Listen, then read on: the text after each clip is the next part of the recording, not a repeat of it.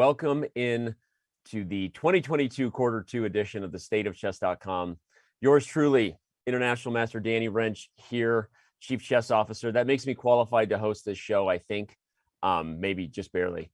But we have a lot of stuff in store today, a lot of exciting news. I know that everyone has been buzzing and guessing about what it actually is that we're doing. Was that a raid from Levy Rosman? Nothing like starting a show with a raid from Gotham Chess. I combined Levy's name with the word raid, and it came out laid. And isn't that a great way to start this show? Real professionalism here over on chess.com.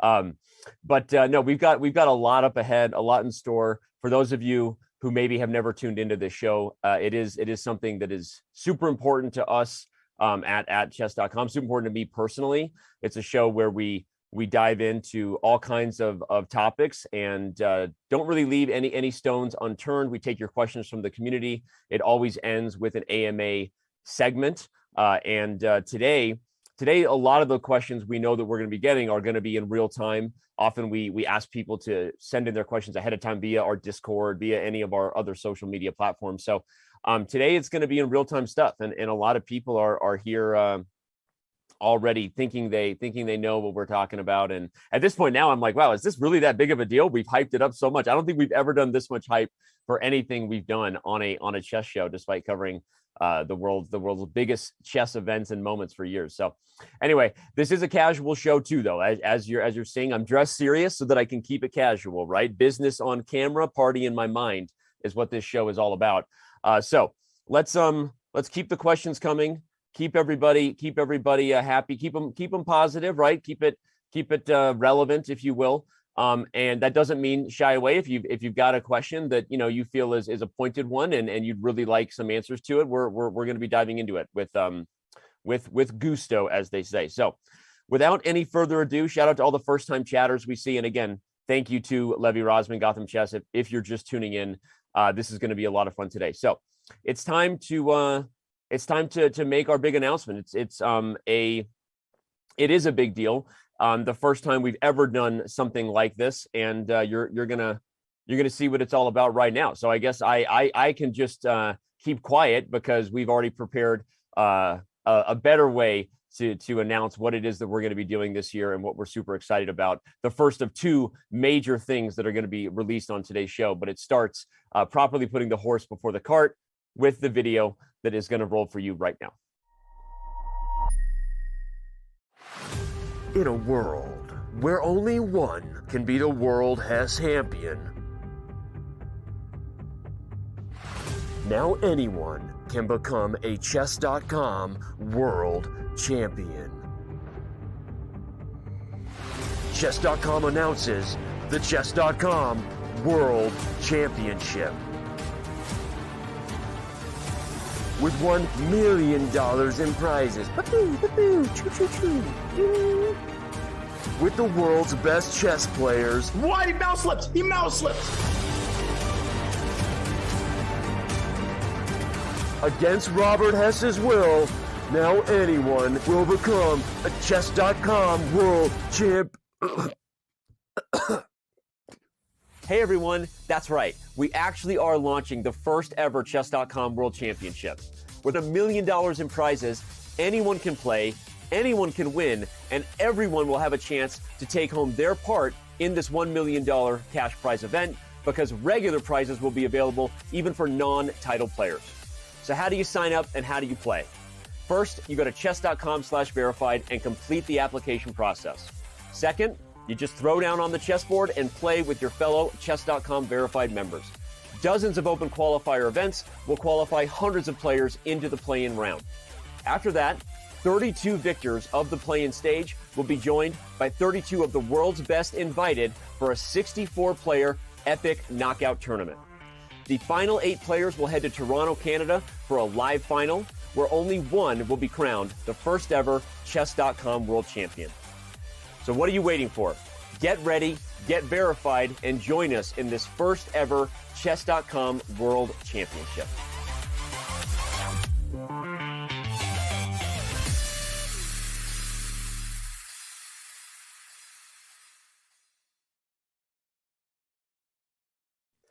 As chat pointed out, all we do around here is try to figure out more ways for Hikaru to win money.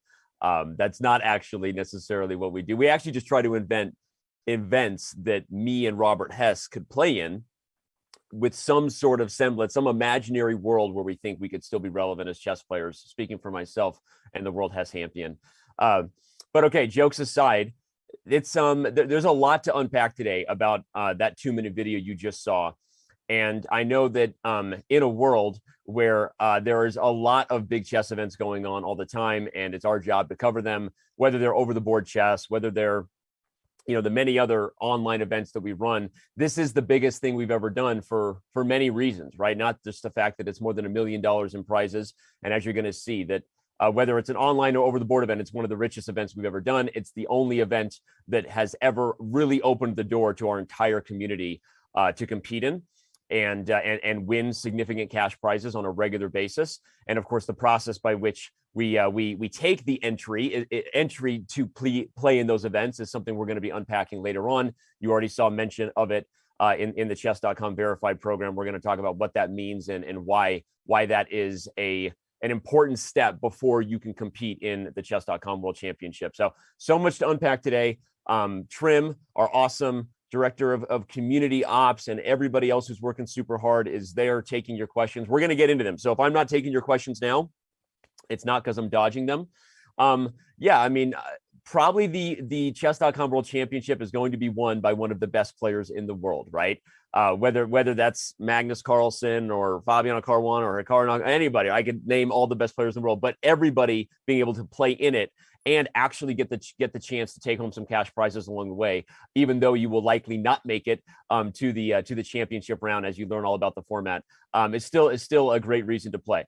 Okay, so much ahead today. We're going to talk about why we're doing this, why now, what it's all about. But in order to help tell that story, man, this is going to be such an easy stateofchess.com for me. I'm going to be hanging out with all of you in chat for the next 10 minutes or so, because earlier this week, I caught up with our own vice president of esports, Michael Brancato, Nintendude, as he's known to the Smash community in the world who's been following games for other games like Smash Brothers for a long time. Shout out to you, Icebreakers. Is it Icebreakers he uses?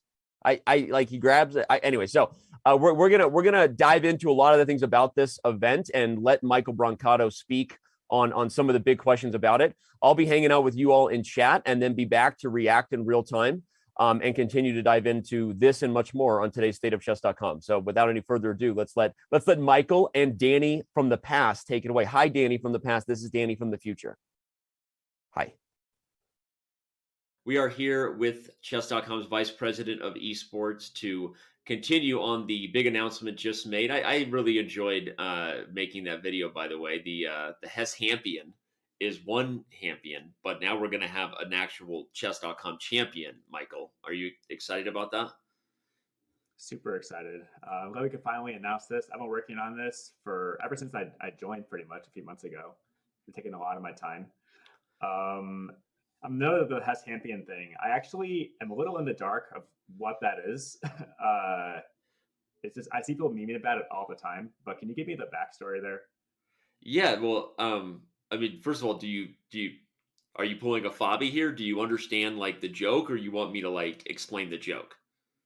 Oh, I mean, I get that it's like a play on Robert's name, right? You can't spell chess without Hess, right? Yeah, right. Yeah. You can't spell chess. What's like the Hess Champion? Okay, so this is funny actually. This is going to be a fun story for the viewers because it came about super organically. It was requested that we don't refer to the event as the chess championship, but rather the FIDE World Championship, sort of removing the word chess. And from our perspective, that was kind of silly because everyone knows what it is. And Eric and I were actually on site at the company meetup last year. It was around September or something before the actual World Championship, and we had the idea of doing something that essentially brought together actually the design you see, which is the copyright C with his face and the championship.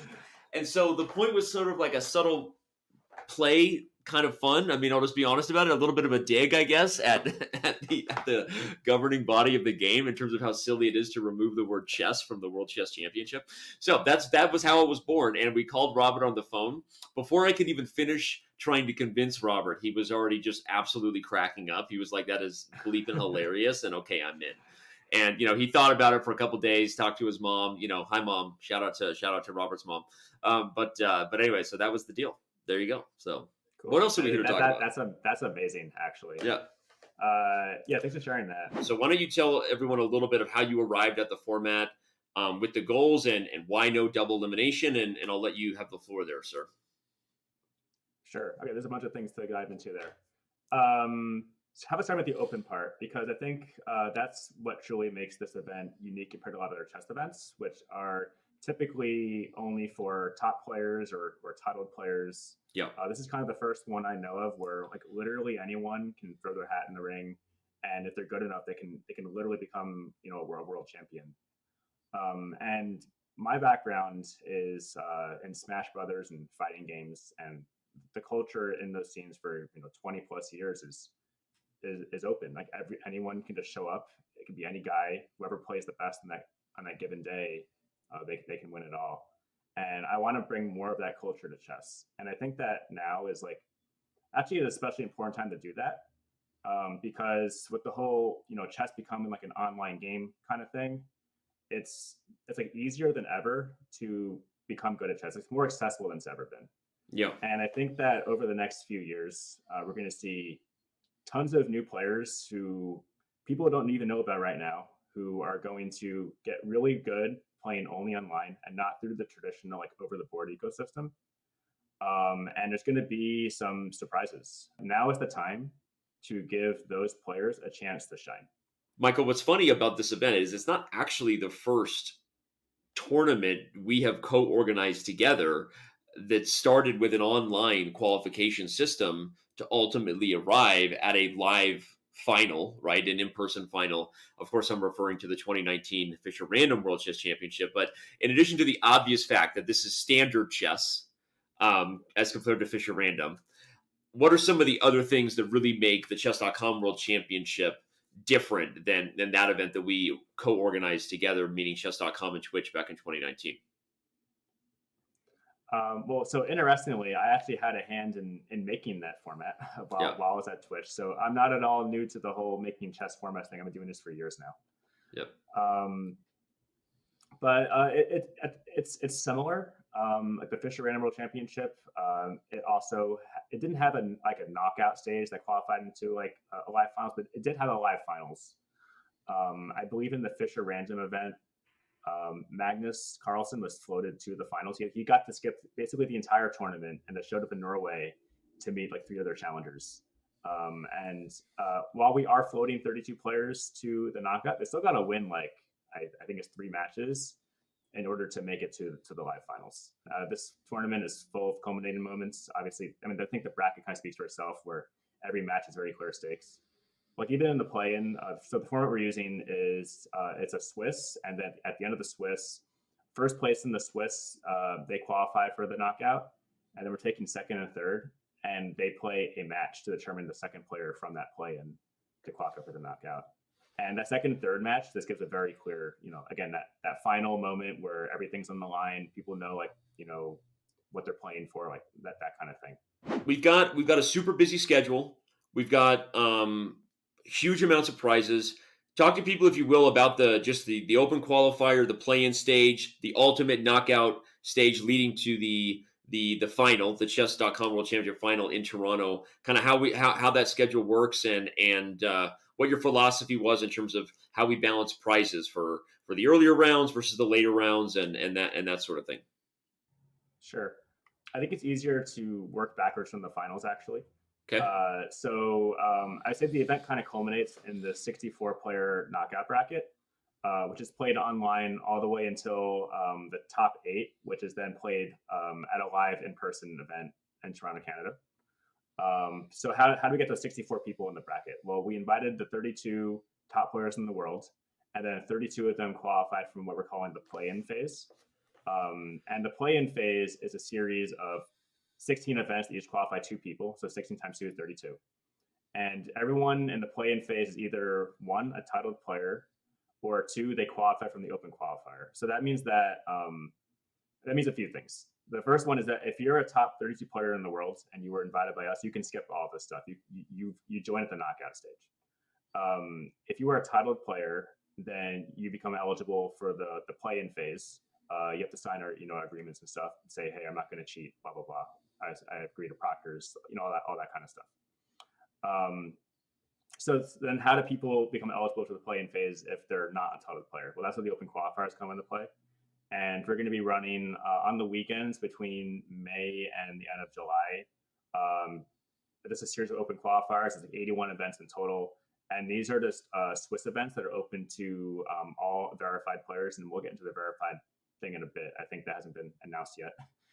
It's being announced on this show. Yeah. So if anyone is, they've already seen the hype video and they're gonna learn all about that. So Well, the gist is that you have to verify your account on chess.com. So anyone who does that becomes eligible to play in the open qualifiers. These are Swiss events where the top 4 per event then become eligible to play in the play-in phase along with the other titled players. So in total, that becomes like over 300 players that from kind of this open pool of whoever decides they want to play will have a shot at this. And then as far as prizes go, there's more than $500,000 for the top 8 players, which is, I would say, puts this event as one of the most lucrative events, regardless of whatever you want to debate or discuss about online versus over-the-board chess tournaments, Michael. This is instantly one of the most lucrative events I think any of the players in the world could ever compete in. We're offering a fat $1 million prize pool. $500K of that is for the finals in Toronto for the final 8 players, with first place taking home $200K. I forget the exact number. I think for the 64 player bracket, it's $940K in total going to that. So that leaves $440K for people who placed 33rd, 17th. Basically, if you missed the cut for the top 8, you're still getting paid all the way out to if you lost in the first round. And I think the minimum guaranteed payout there is $5,000. So that's $5,000 for 32 players who lose in round 1. We set aside $60,000 in total for the play-in phase. So everyone who plays in that has a shot at prize money, even if they don't make it to the knockout. And that includes non-titled players. We do want to incentivize and reward non-titled players who are, taking a shot at this. And for each play-in, the top placing non-titled player will also get a prize. But now we got to talk about cheating, because even with that, we still know that cheating is a huge concern in chess. It is a little bit different, I think, than some other online games, and maybe you'll say I'm wrong, but talk to everybody about how we're going to handle that and what your perspective is on mitigating the risk of online cheating in this event. Sure. Well, first I wanted to say that the whole online cheating thing is actually like a really unique issue that in my in a previous work I haven't had to deal with as much. Like how do you cheat in Smash Brothers? I mean, people have done it before, but it's not. Really I know a good way. No, I'm kidding. Never mind. I actually don't. But like in chess, it's like, yeah, of course, people can, you can use engines. You can have someone standing behind you coaching or like spectating your game. Like there's a million ways to cheat, and I won't go into them too much. But chess.com is like the best anti-cheating measures and processes that I've seen anywhere. And I can't go into like, all the algorithms and stuff, but in addition to like kind of the math-based, detecting of when people are doing things that are fishy, the fact that we require people to go on camera with not just one camera, but 2 cameras goes a long way in preventing cheating, because you can literally see their desk. You can see like, do they have anyone in the room? Do they have their phone like in front of them? Like we make sure that they don't have any of that. We require them to share their screen on Zoom. We require them to have their task manager open, like basically making sure that like they don't have any programs or chat clients or anything on their computer that's somehow helping them play in any way. We even require them to like brush their ears and make sure that they don't have any like earpieces where people might be feeding information. You really try to make sure that it's literally just them and the game in front of them on screen, and that's literally it. And I think that all of our measures do a good job of doing that.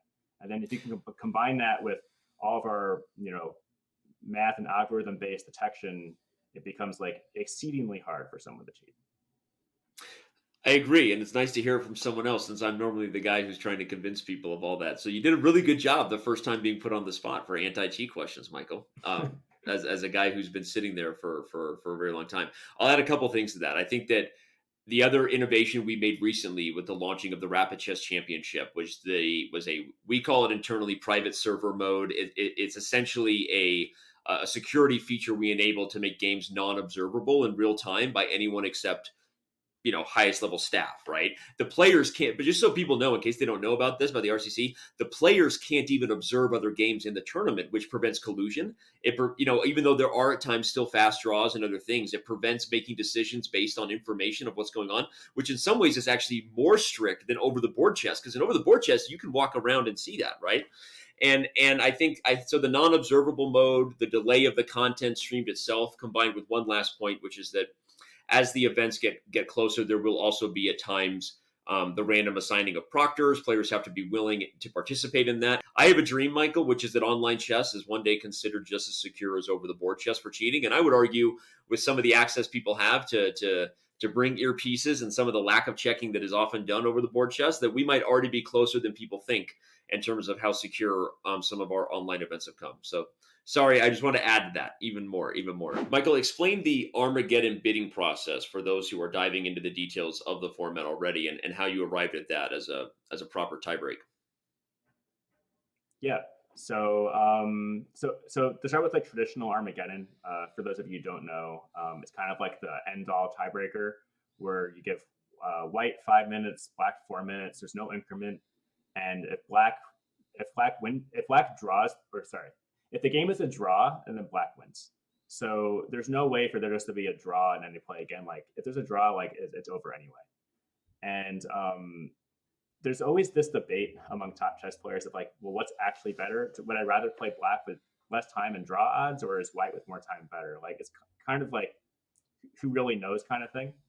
But with bidding, you basically have both players communicate what amount of time they're willing to take black with draw odds. So to use example that we're using, so we're running 15-minute time control, which means that the Armageddon would be 15 minutes.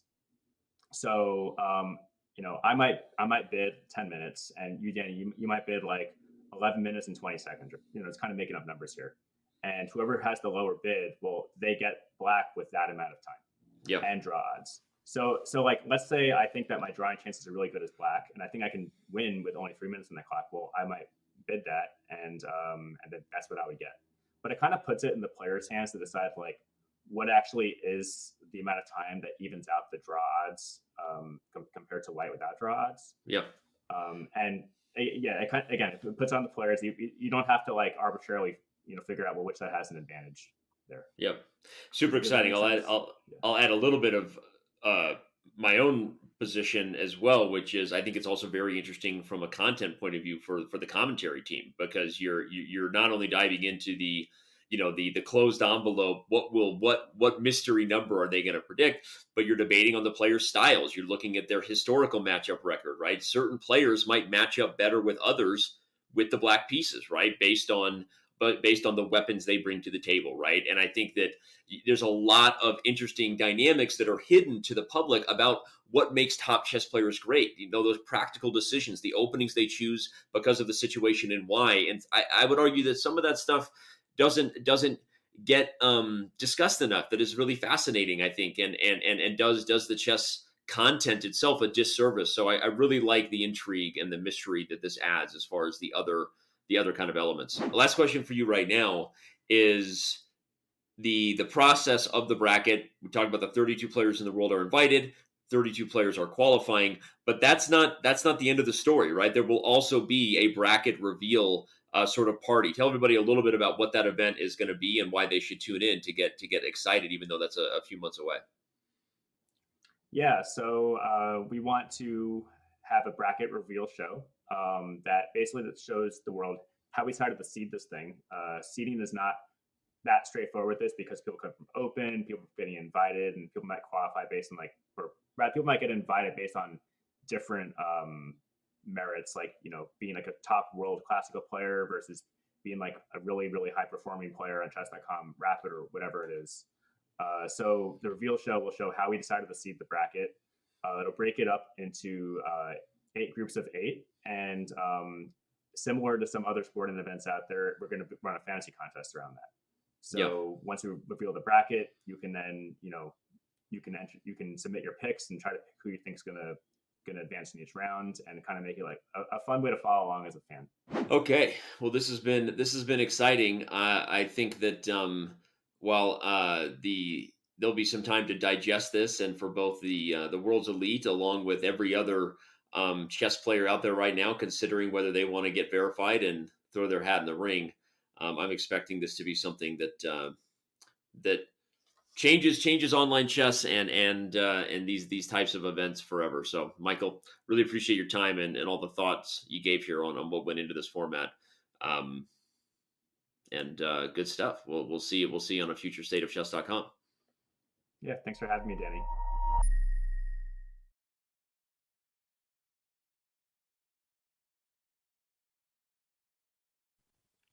I don't understand how to add Flair on Reddit. I don't use Reddit good. We're live? Hey guys, we're live. We're back. How do you post Flair on Reddit? I'm trying to post a message about the show and about what we announced, and I don't know how to do it. I don't know how to post on Reddit, everybody. It says, please fix the above requirements. Your post must contain Flair. I feel like I'm like in the office space, like TPC load letter. The bleep does that mean? Oh, wait. Okay, Sam showed me. Oh, I click on that. Okay, I click on the drop down of Flair. Oh, chess questions, news and events. It's probably news and events. News and events. So let's post a message that we're live, and everyone here in chat, let's see how long it takes the Reddit moderators to delete my post I'm about to do right now. Okay, ready, set, and we're live, announcing the biggest chess event ever on Reddit. So hi, Reddit. Hi, everybody. Okay, this is legit. This is legit. We're back. Danny's learning how to internet. Danny learns how to internet today, everybody. Welcome to the show. Okay. That was a great interview, if I don't say so myself. Michael Brancato for the win. Obviously, he answered a lot of the questions that initially popped into people's minds, just reading chat and some of the back and forth. But he also set the table for other discussions as well. Of course, we know that there's still a lot to get into. That's why it's a whole show, and it's not over yet. So don't go anywhere. When I return, we're going to have some Q&A with the viewers, along with my fellow man, the co-founder, the CEO, Chess.com's boss man, Eric, will be joining us in just a minute. When we return, we dive into everything that is not just the Chess.com World Championship, Chess.com's verified program, and much more. We'll be right back.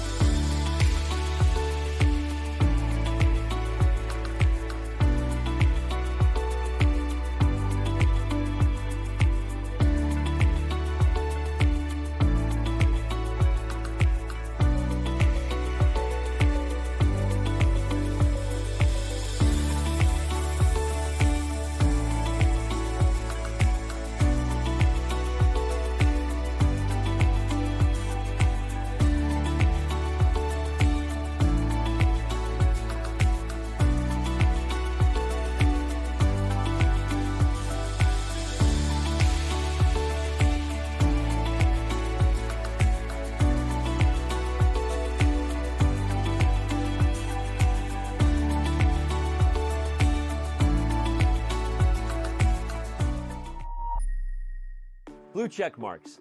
Everybody loves blue check marks. Chess.com is excited to launch its own blue check mark today with our verified members program. And for the first time, for any online platform anywhere, there will be a transparent and clear process to how you become verified and get that blue check mark.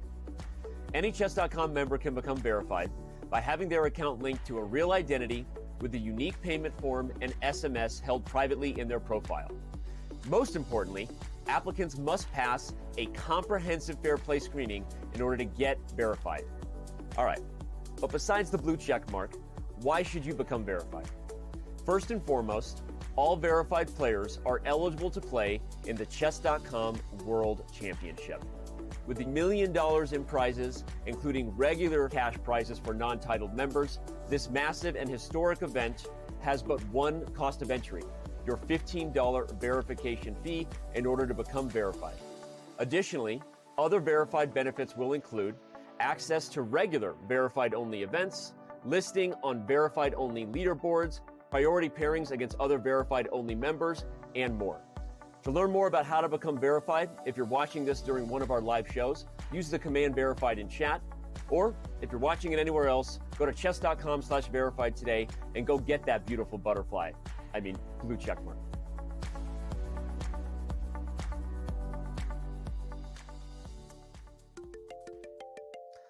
What is going on here? Hey, Elon. Yeah, no, you saw the news. I know you like buying companies with blue check marks, but we're not for sale.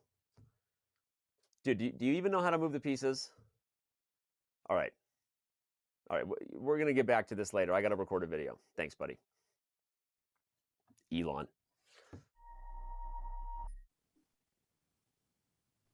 Classic Elon Musk. How good of a chess player do you think Elon Musk is, Eric? He's probably like 700. Right? He tweets like he's the world's expert on it. Just kidding. We love you, Elon.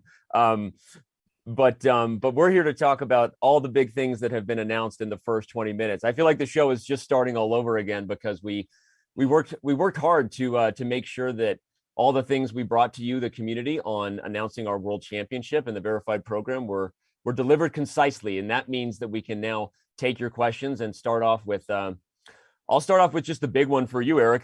There's several in the chat, and we're gonna give you the hard ones. But why do a Chess.com World Championship now, right? Why do a Chess.com verified program now? And what are your just thoughts on the goals of this whole thing that we're doing? Yeah, this is something we've been asked about consistently for many years. Not every player is asking for this, but there's a fair number of people who are like, hey, we'd love to play in more serious events. How come Chess.com doesn't do its own World Championship? How come, there's over the board tournaments where you can go and do that and win prizes? How about doing it on Chess.com? And we've been trying to figure it all out, what's the right way to approach it. Yep. And we finally came to this approach, and we tried to keep the price as low as we could while also having a massive prize fund. And again, it's not going to be for everybody. Not everybody walks into a restaurant and loves every single thing on the menu, but this was requested. This is something, a decent number of people are interested in, and we want to serve that. Yeah. Let's talk about that, because a lot of the questions are coming in also from our premium members. And it's like, hey, this is the first time we've ever really had something in addition to the premium membership. But we know there are so many different types of people in the chess world, and we're trying to serve all of them. So answer the hard question. Why should premium members be paying an application fee to get verified? And how would you place this and all the different things chess.com does to try to serve the chess community? I would say only do this if you really want to.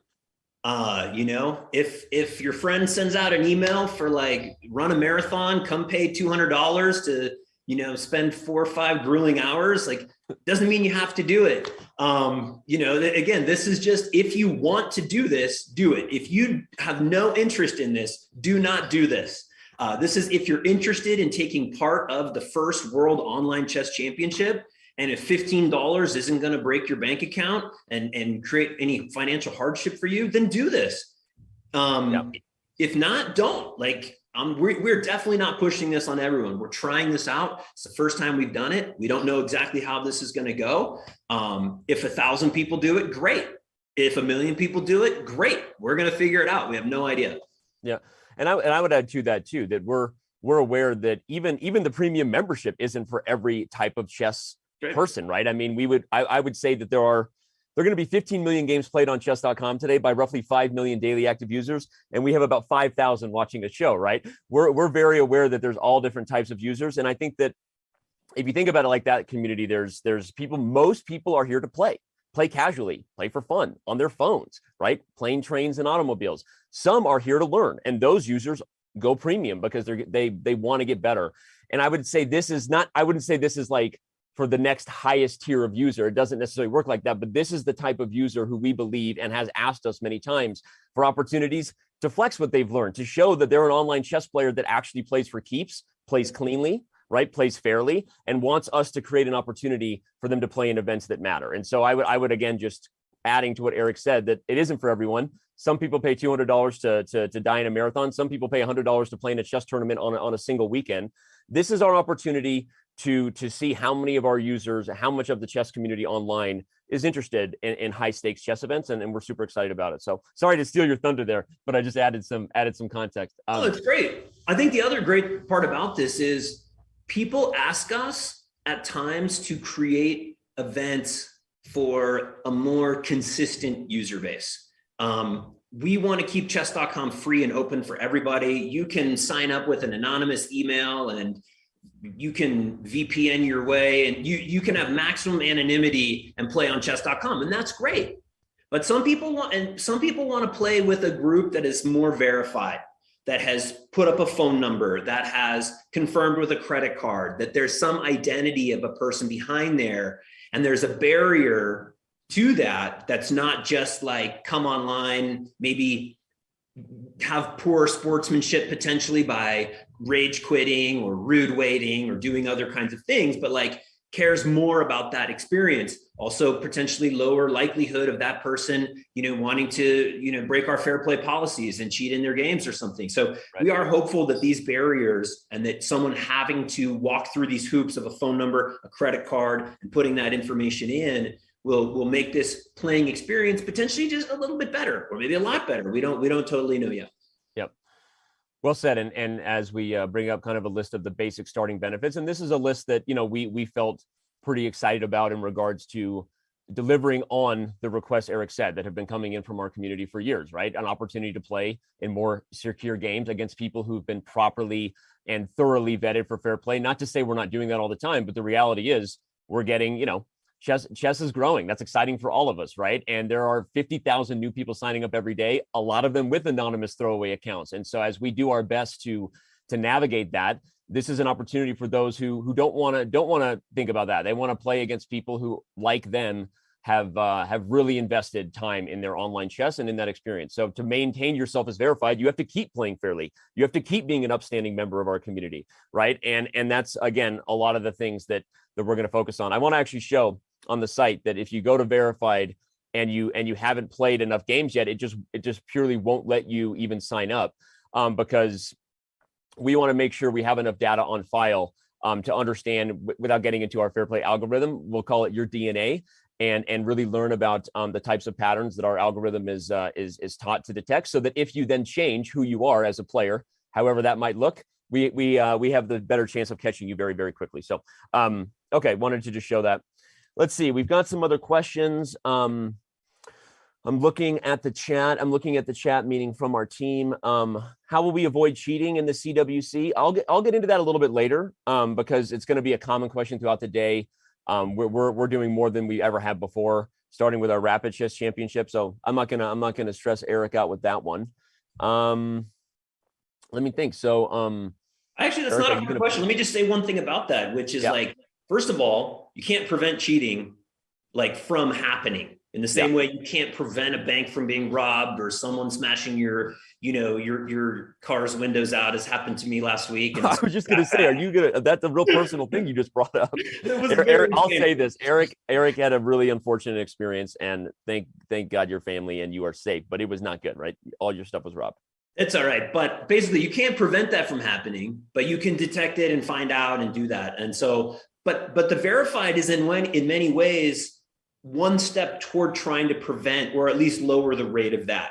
by getting somebody's info. So once we have that, it lowers it. And then, again, we can't then prevent people necessarily. We don't know, we're not putting cameras on every single person playing. So we can't detect if they're cheating in the moment, but we can certainly catch it after the fact and do it in the shortest amount of time possible.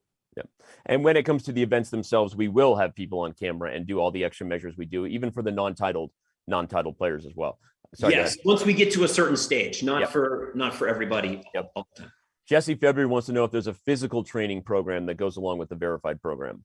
There's we could add a Push-ups, sit-ups, squats. Yeah, like a requirement, you have to pass a physical. I think that's actually that's stage 2, Jesse. That's version 2.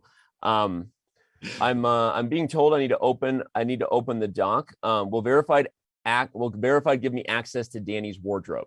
That's maybe a V5 benefit. But jokes aside, again, let's bring back up the list of verified benefits and say that this was the start, and we are interested in hearing community feedback. We actually, again, it's our job on this show. We're here to talk about it. We're clearly believers in what we're doing, or we wouldn't be here. So let me drop the fact that I am pitching the point that I think this is a good thing for the community, but we don't necessarily know where this is going to go in the end, right? What are all the benefits the community want? Maybe more people than we ever thought possible really care about getting that blue check mark. And but it's more about that. Like having a blue check mark, like who cares? But like playing against those people or inviting people into your clubs who are potentially verified, or I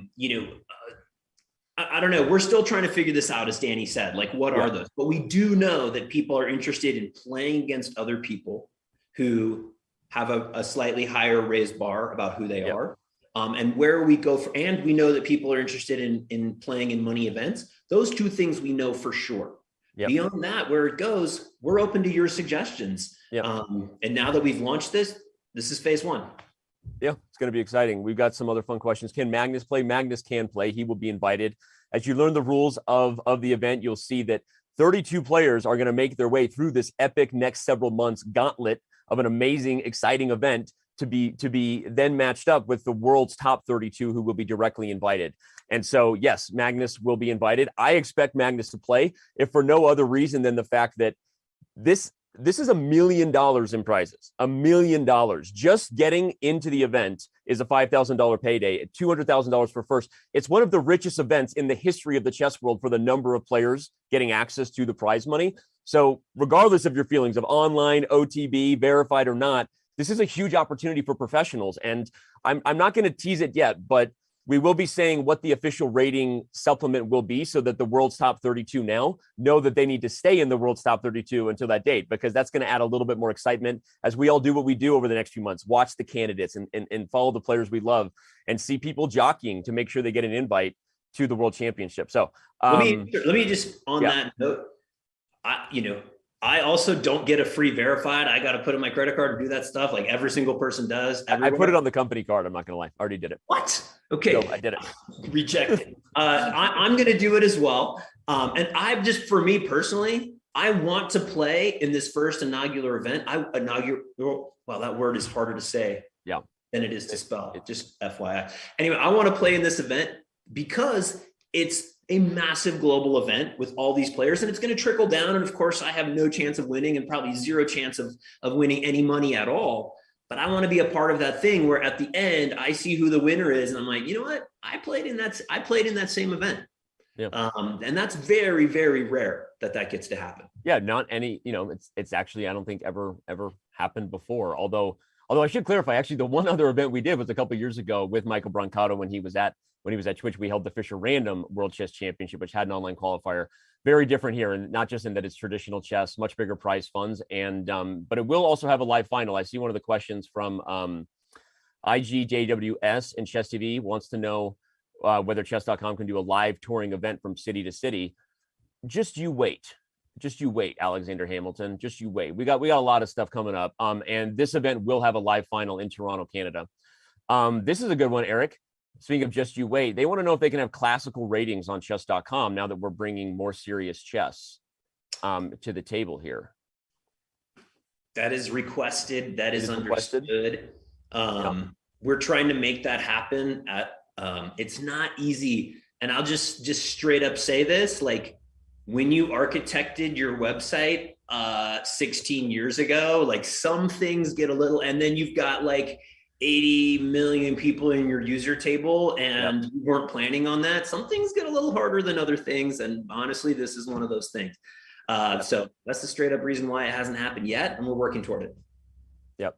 I realize I'm getting into the questions that I think Trim wanted me to also save for some later, because it's fun that Eric's here. They want to know if there's a required haircut to work at chess.com. There is a requirement that you will stop accusing me of putting gel in my hair. This is light and fluffy. Same with Eric. It's light and fluffy. There is a required receding hairline that we both have going on, though. I will say that. Well, and I see a lot of these other questions. Let me get back to the specific topics of verified and chess.com World Championship while we have Eric. I'll get into the specifics of things about the finals format being OTB or played on computers, what the time controls. I'll get into all that stuff later. Let's see. Oh, this is a good one. Wally Reinfield wants to know, will verified status force you to display your real name? And I'm going to let you kind of respond to our philosophy just kind of on that, Eric. Yeah, it's a good question. We did talk about it, but ultimately, like, we don't want to do that, because really what we need to know is that you're a real person with a phone number and a card, and like that you're not just like spamming out a bunch of accounts. But that doesn't necessarily mean we need to display your entire, your name and some personal identifiable information like that would go out publicly. So we're not doing that. You don't have to display your full name and your real name. So that's how we came out on that. And I'll equate it to the fact that the fair play check on top of that, it's almost similar to Twitter in that people can be verified and still have a moniker that isn't necessarily their real name, right? Their moniker doesn't have to be @DanielWrench in order for them to be verified as Daniel Wrench. And we leave it up to the users to edit and control their own profile information if they want to put their name there. And so, again, I think that we're open to learning what people want as this gets picked up and endorsed and used by the community. And I will also say that in the later rounds of the Chess.com World Championship, everybody will not only be required to have signed a participation agreement, but there may actually be, we may display names in the rounds of the event later on for those who are competing and winning prizes on camera. And so there's different ways we can navigate that without, as Eric said, requiring people to publicly display their identity. So, okay. We got more. We've got sorry, a lot of questions here. This is a real-time show. Got 11 more minutes with me maximum. 11 more minutes with Eric maximum. Okay, chat. My alarm's going off, and I'm gonna snooze it now for my next meeting. You've got other meetings too as well. Important things, CEO things. Important things where you go back into the closet where you normally take calls from. This is the nicest room I've seen you in months, by the way. Where are you in your house? Oh, wait, you're in your garage. Okay, I know where you are. Anyway, yeah, Eric normally calls us from basically a room where, we question whether he's there against his will or not. It's a boiler room, right? Quite literally. And it is an ongoing meme within the chess.com team community. Okay.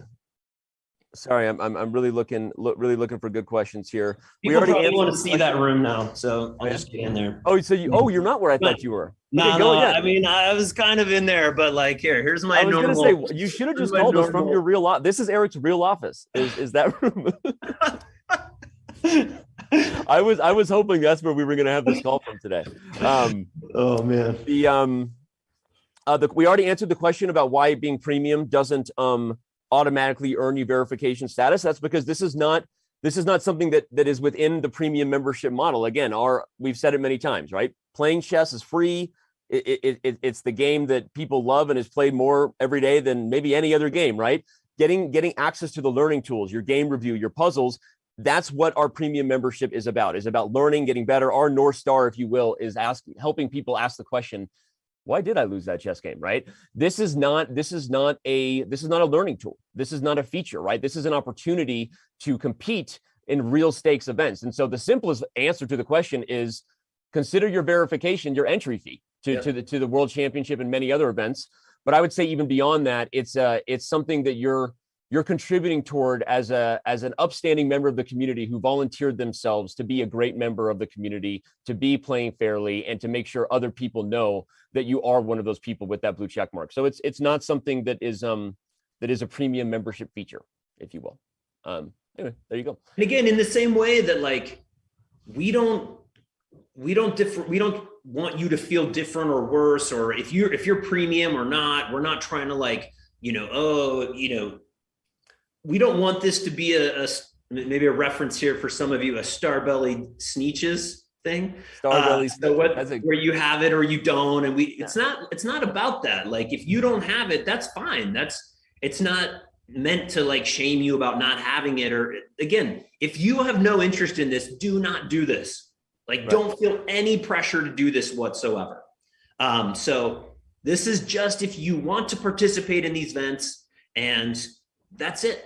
That's it. Some really good ones coming in now. Yes, you can create your own verified tournaments, and if that's not live yet, we are working on it. That's another really cool benefit we're pushing, is that we have so many people running tournaments, Eric, on our site every day. We have organizers who run clubs, and there are so many communities within our community, which is one of the things people love about chess.com. And so this will be a benefit that some club owners will really like. That they're going to say, hey, in order to play in our club tournaments, you have to be verified, because we really care about that. And for those who don't, that's also great too, right? Will the verified Flair work on mobile, Eric? Not at first, but it's coming. It's just a little slower release cycle on mobile. Yeah.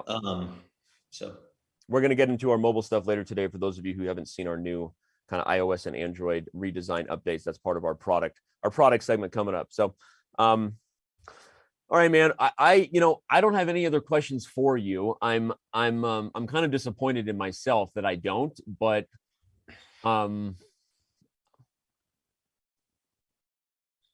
okay, we're done. Okay.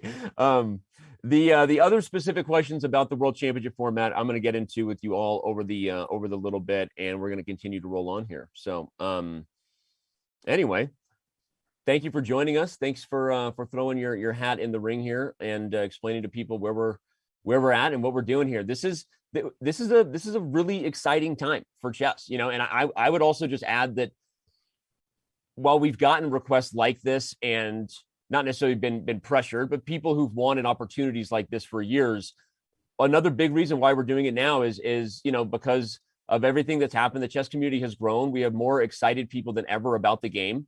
And I really feel excited about this next step. So I know we'll figure it out. It's a big experiment. Yeah. We go into it with a ton of enthusiasm and with a bunch of humility about just trying to figure it out. Yep. All right. Well, thank you, sir. Get back into your closet. Go back in the closet. Go get those meetings. And everybody else, don't go anywhere, because right on the other side of the break, we will be back with more chess.com, more verified discussion, more questions and answering sessions with the community, and we're excited to do it. So we will be back in just a few minutes. In a world where only one can be the world champion, now anyone can become a Chess.com world champion. Chess.com announces the Chess.com World Championship. With $1 million in prizes. With the world's best chess players. What? He mouse slips. He mouse slips. Against Robert Hess's will, now anyone will become a Chess.com world champ. Hey everyone, that's right. We actually are launching the first ever Chess.com World Championship. With $1 million in prizes, anyone can play, anyone can win, and everyone will have a chance to take home their part in this $1 million cash prize event, because regular prizes will be available even for non-title players. So how do you sign up and how do you play? First, you go to chess.com/verified and complete the application process. Second, you just throw down on the chessboard and play with your fellow Chess.com verified members. Dozens of open qualifier events will qualify hundreds of players into the play-in round. After that, 32 victors of the play-in stage will be joined by 32 of the world's best invited for a 64-player epic knockout tournament. The final 8 players will head to Toronto, Canada for a live final where only one will be crowned the first ever Chess.com world champion. So what are you waiting for? Get ready, get verified, and join us in this first ever Chess.com World Championship.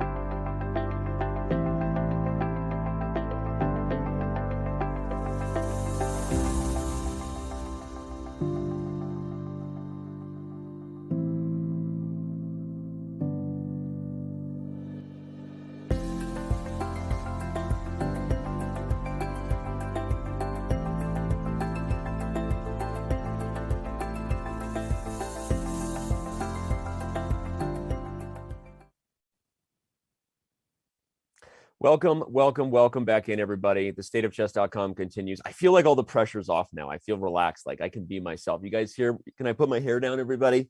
Will you just stay with me now that we can really just be ourselves? I'm going to slip into something more comfortable, and we're just gonna be together now and really dive into this. There are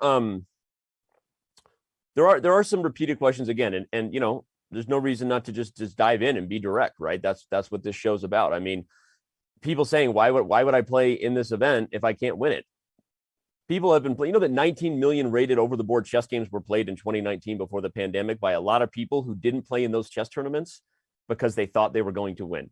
They play in chess tournaments because it's fun, because it's challenging, because they like the game and want to get better, because it's healthy, right? And because it's something that's a shared experience. Why do you travel and spend not just a several $100 entry fee, but thousands of dollars to travel around to any chess tournament that you're not going to win? Let me hit you with some fact, chat. Ready? You are not going to win the Chess.com World Championship.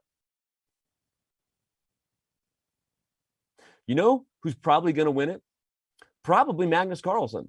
Probably. If I had to guess, right? Facts with Danny, right?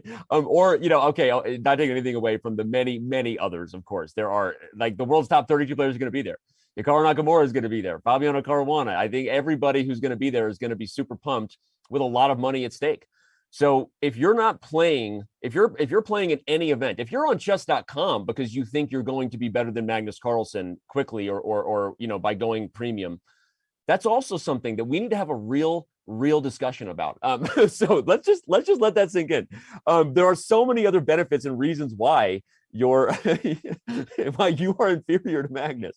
No, but that's the truth, right? And our community, the community that loves chess is about that. They're about the love of the game and the love of the labor, right? The reality is chess is hard. Nobody masters it in their lifetime. Artificially intelligent overlords haven't solved it. That's why we're here. I mean, the entire chess punks movement on Twitter, right? Shout out to Daniel Lona, the Chess Experience podcast. Shout out to all the chess punks. Shout out to everybody who has become a fan of the game, not just in the last couple of years, but over their entire lifetime, right? And so I just feel like when there's like a negative narrative like that, like why repeat that, right? And it's unnecessary. And I think it's going to be something that is now a shared experience. And that verified check mark is your own badge that you've played in this and that you play in regular events that matter, right? And that's something that I think people are going to love and they're excited about. So I'm here to tell you that you're wrong. You're wrong about that. So let's dive into our social media. This is going to be fun. Shout out to Lula Robs, by the way, Chess.com's new designer. She came up with I love it personally. I personally love it. I don't know that I'm going to make it my Twitter banner, but maybe I am. Maybe I am, actually. I think it's great. And so you can go follow Lula on Twitter, Chess Meme Lord. I think that's her name, her real name, Chess Meme Lord. Anyway, we're gonna actually use this segment to take a little bit of a foot off the gas on some of the big hitting stuff, and we'll dive back into it because we're gonna talk about all. We're gonna talk about anti-cheating. We're gonna talk about the format. For those of you who missed it, Michael Brancato, our VP of esports, had a segment on earlier in the show. That full video, by the way, I forgot to say, is going to be available on our YouTube channel within a few days. So that interview, while it was already about 15 minutes, is actually about double that in length. So we get into even more specific questions, have some more fun. So we'll look for that video coming to our YouTube. And here we're throwing some social media stuff your way because we've been doing a lot of fun things on our TikTok recently. Not everybody is on TikTok. I fought as hard as I could to not care about TikTok. But have you guys seen this guy, Spenny Thompson? Oh, come on. There's no way a 1200 is finding that move. Did you guys hear it? He's cheating. He's got to be cheating. Yeah, that's pretty good stuff, right? I think come it's hilarious. on. TikTok is good. What else we got here?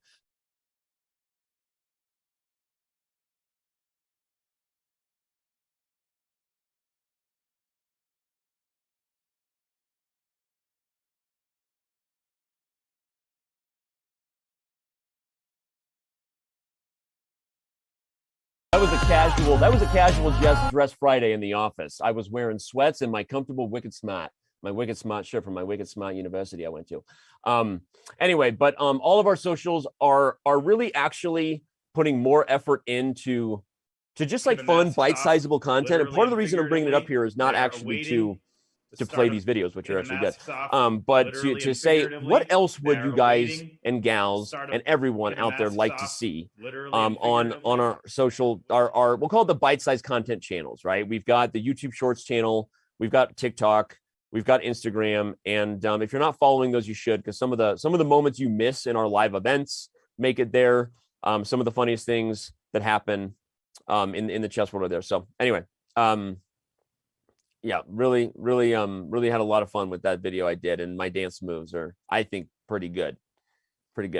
All the chess children watching just learned how to dance. I don't know what you're talking about. That there's nothing wrong with that, right? Ain't nothing wrong with that. Well, let's remind everybody all the different social channels they can follow us on. We'll just we'll throw up that fun fact image in case you're into that sort of thing. But I actually legit am hoping that there's some questions for the community. If you are an active follower of any of those channels and you feel like we're missing the boat and should be doing more, please, now's the time. Make some suggestions. Our moderators will grab it. They'll throw it in this massive spreadsheet that's developing for questions I'm going to get to at the end of the day, so that I can answer all of the things your hearts desire. Okay, so let's I guess we'll dive back in here to a little bit of the fun discussion. So what else you guys got? So we talked about, reasons to compete in a world championship event, even if you are not Magnus Carlsen. That's actually a really good article. Can we actually make that article? Reasons to compete in the Chess.com World Championship, even if you're not Magnus Carlsen. 7 reasons. I'll come up with 7 for you. It is the most powerful magical number. So we'll do that. The other questions, again, we've answered the question that this is not a premium feature, Oliver. This is not something that is traditionally, people play chess when they want to get better and they're really into learning. They subscribe to a lot of things, not just the chess.com premium membership. They subscribe to other content, they buy books, they do things, right? And then when they want to play and use their skills, they're paying entry fees for every tournament they compete in, whether it's $20 for the Saturday Rapid in your local chess club, or $15 for the Thursday late night, or whatever, right? Every tournament you would ever play in has an entry fee. That's what this is. And the verification process is your entry fee to compete in a world championship that has prizes for not just titled members. In fact, I guess that's the other big reason I said people play in chess tournaments because they love chess. But there are prizes. There are under prizes. There is not a prize that I saw here from our community member who said, can we have an under 14 world championship where the prize is a date with Danny? I'm willing to do a lot of things and put my body on the line, or in places that drive premium members. No, I'm kidding. We are not going to do that. Not going to go on a date for an under 1400. Okay, that's definitely the under 1800 prize for sure. You did no under 1400 is getting a date. Okay, under 1800 minimum. Anyway, so there are under prizes. There are a lot of reasons to compete, and the verification process is not just about the Chess.com World Championship. Let's bring up the other benefits again, just to remind everybody, because everyone's tuning in and kind of asking the questions that maybe they missed. So, this is something that we believe is the first step toward people those who really care about this, not just competing in events that matter, but also competing against, in many ways, other verified members, right? Verified only leaderboards, running tournaments and having clubs that are limited to verified members. So again, it's not something that is going to change the experience for all those who don't want to get verified. There are still millions of people every day who literally will have no idea that this show even happened. Like, they don't care. They literally don't care. And so those people who literally don't care about this. And but for those who do, they might really care. They might be like, man, this is awesome. That's awesome. So shout out to all of those who literally don't care. What else do we got? We've got a few of the people. BJH gifting subs. GM Nixon says that he will get verified. I will so get verified. One fun fact to know: title players do not get free verification. So I think that there was maybe that needs to be clarified. But yeah, everybody who wants to compete in the Chess.com World Championship has to get verified. and put a little bit of skin in the game. We already know that title players will be interested in doing this. We actually had a surprising number of them sign up. In my head, I was surprised by how many people threw their hat in the World Fisher Random Chess Championship ring when I wasn't sure. It was the first time we'd ever done something like that back in 2019. So yeah, title players do not get free entry into this event in case that memo was not listed. So sticking on chat here, I feel so much pressure to deliver like without downtime. I think it's one of the reasons that I don't like to stream as much as, half of streaming is just chilling, right? Throwing on some copyright music, hoping you get banned, because everyone knows it's actually secretly good for your overall profile on the internet, when you get banned on Twitch. So you're doing great, Danny. Thank you, Smarter Chess. You're doing great, Matt. Shout out to chessgoals.com, by the way, if you haven't checked it out. Matt actually runs a great website over there. Go to chessgoals.com right now. I'm reading chat. We will be incorporating SF15. Those things are not instant because it's in a lot of different places around the site, right? So reading chat. We've got shout out to everybody who's watching. Anna Maya, Blitzstream, Jesse February. Who else am I missing? Now people are gonna be mad that and then now I got all this pressure. Oh my God, I shouldn't have gone down this road.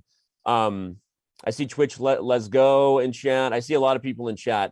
BJH, you are not the boss of me. I will not stream if I don't want to stream. Half the stream is dealing with chat. That's true, Jesse. I agree with that. So chat is going a little nuts now. I can't follow everybody, but everybody who's watching, Dina Belankaya, Lula Robs. I already said you were here, Lula. You got a full feature on your design. But someone just said, Danny, let's play the clips. Oh, oh, that's how Bigfoot has to get my attention. Okay, so we're gonna move to the next part in our run of show. My producer is cracking the whip. Keep the questions coming. Those legit ones. And I by the way, you know how it is on this show. I know sometimes I take on the tone of the angry comedian who's then going to call out the guy in the front row. That's not my intention. But sometimes when the questions are repeated, you get a little bit of like, hey, you're asking the same question over and over. But let's dive in. We also haven't talked too much about, the anti-cheating stuff and the extra measures we're going to do there, as well as the format. But okay, let's go. Oh, hey there, Robert Hess. Shouldn't you be in bed? You're sick. And you're also a Hess Hampian. So get out of here. All right. Let's play this YouTube clips video as another reminder of things that we're doing on the interweb to make sure you're subscribed to that channel. And I'll be right back with more of your questions here.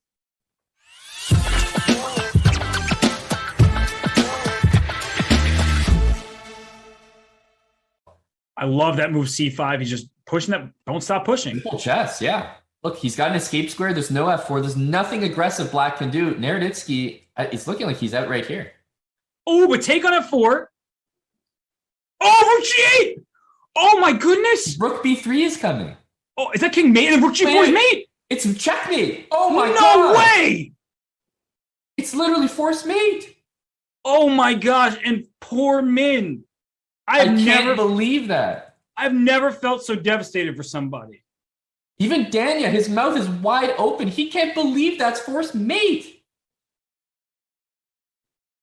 Oh my gosh. I'm actually in shock, Robert.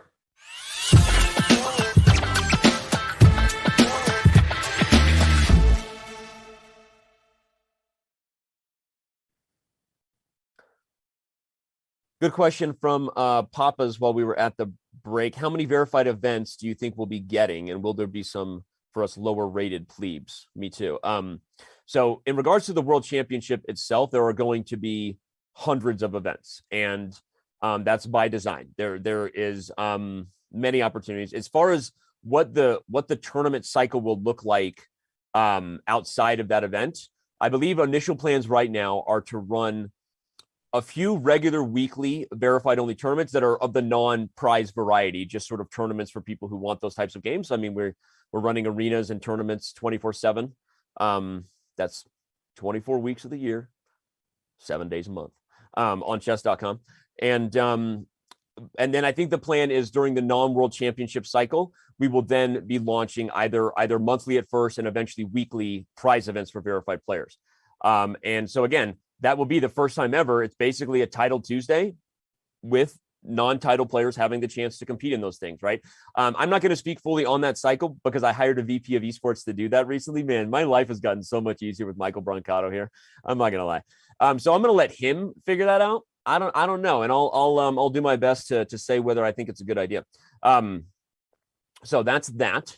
I hope that answered your question, Papas. I'm having trouble keeping up with chat now, so I really hope my team can do. If there's anything good I miss, I apologize. Chat's moving a little faster here, and it's hard for me to do that. That's an interesting thing. Batu Zen talking about Magnus's statement in the World Championship. I will talk about that a little later, and give my opinions and thoughts on that. So we'll get into that. Actually, I think that's a fun topic, and one that a lot of people are interested in regards to the not just the upcoming candidate cycle and everything that follows that. So what else do we got? When is the next Pog Champs, Lula? That's a good question. There's a lot of different events in the works. I'll use the word influencer events, and part of that is because we wanted to try some different things and see if we could do things for more niche type of celebrity markets, and then ultimately kind of see how that plays out before doing another huge Pog Champs. We also have some discussions going on that are relevant to Pog Champs, so we're kind of waiting to see how those play out. So sorry, I can't really get into that more. I know that this is the show about getting into everything, but it's stupid stuff anyway. We don't want to get into it. Okay. Anna Maya announced Pog Champs 5. That's awesome. Shout out to you, Anna Maya, for announcing Pog Champs 5. There you go. Okay, well, much more ahead on the show. I do want to say that we have not only Chess Kid coming around the corner, good Chess Kid update for all those of you who have children. If you are children, you are breaking the terms of service of which website you are on. I'm here to tell you don't do that.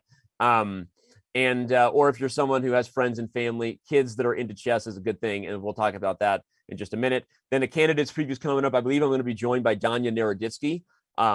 Apparently we can spell chess without Hess today, and so Robert will not be on the show. And then we're going to get to more and more questions down the road. Will Gotham Chess ever become a GM? I don't know. I mean, it's a really, really difficult thing to do. I hope he does. I'm rooting for him. Someone asked, when will I ban Gotham Chess for promoting cheating? Although I did actually get reached out to just yesterday by another person who wants to talk about the Duas Kippas story and wants me to weigh in on that for some kind of controversial podcast. So I don't. That story will never die. All right, we're gonna dive into the next product update that we haven't done. Today's product update is really small, and that's partly because the news around the World Championship and the verified program obviously much bigger. But for those of you who haven't actually jumped in to the new update yet, it's time to press that update. If you're like my wife, you wait as long as you can before you download any updates to your apps until the software literally forces you to do it, or it no longer functionally operates. Right? If you're like that, then that's great. But I'm here to say that when it comes to the chess.com update, you might want to break your principles and just update it right now, because it is sexier, it is cleaner, it is a lot of fun. So I don't really have anything to say about the app other than curious on people's feedback about it. People do seem to like it from what we know. My personal thing I appreciate most about it is actually the improved the improved navigation. Basically, moving navigation from the left to the bottom, I think, has made a lot of people's lives easier and a lot more intuitive as far as where to find things. So if you're not using the new app, it's now the same and ready for you on both iOS and Android. So there you go. I'm kind of running out of things to talk about.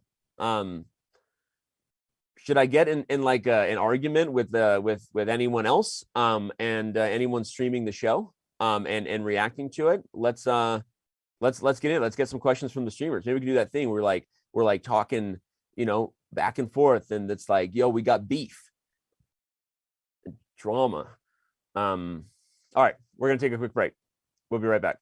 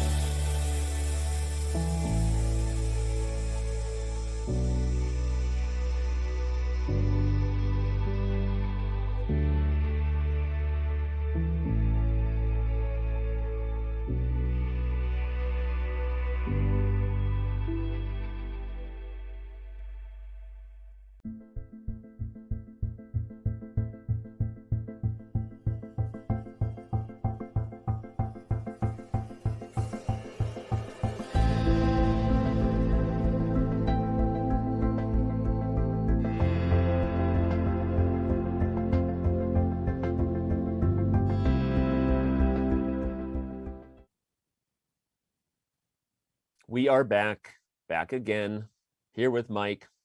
Tell a friend. Just made that up on the spot, Mike. Mike, is it? It's Mike, Yeah, right? just Mike. Fun Master, Mr. Fun Master, whatever. Okay, I mean, I was gonna say you will call me Mr. Fun Master, but jokes aside, this is Mike Klein.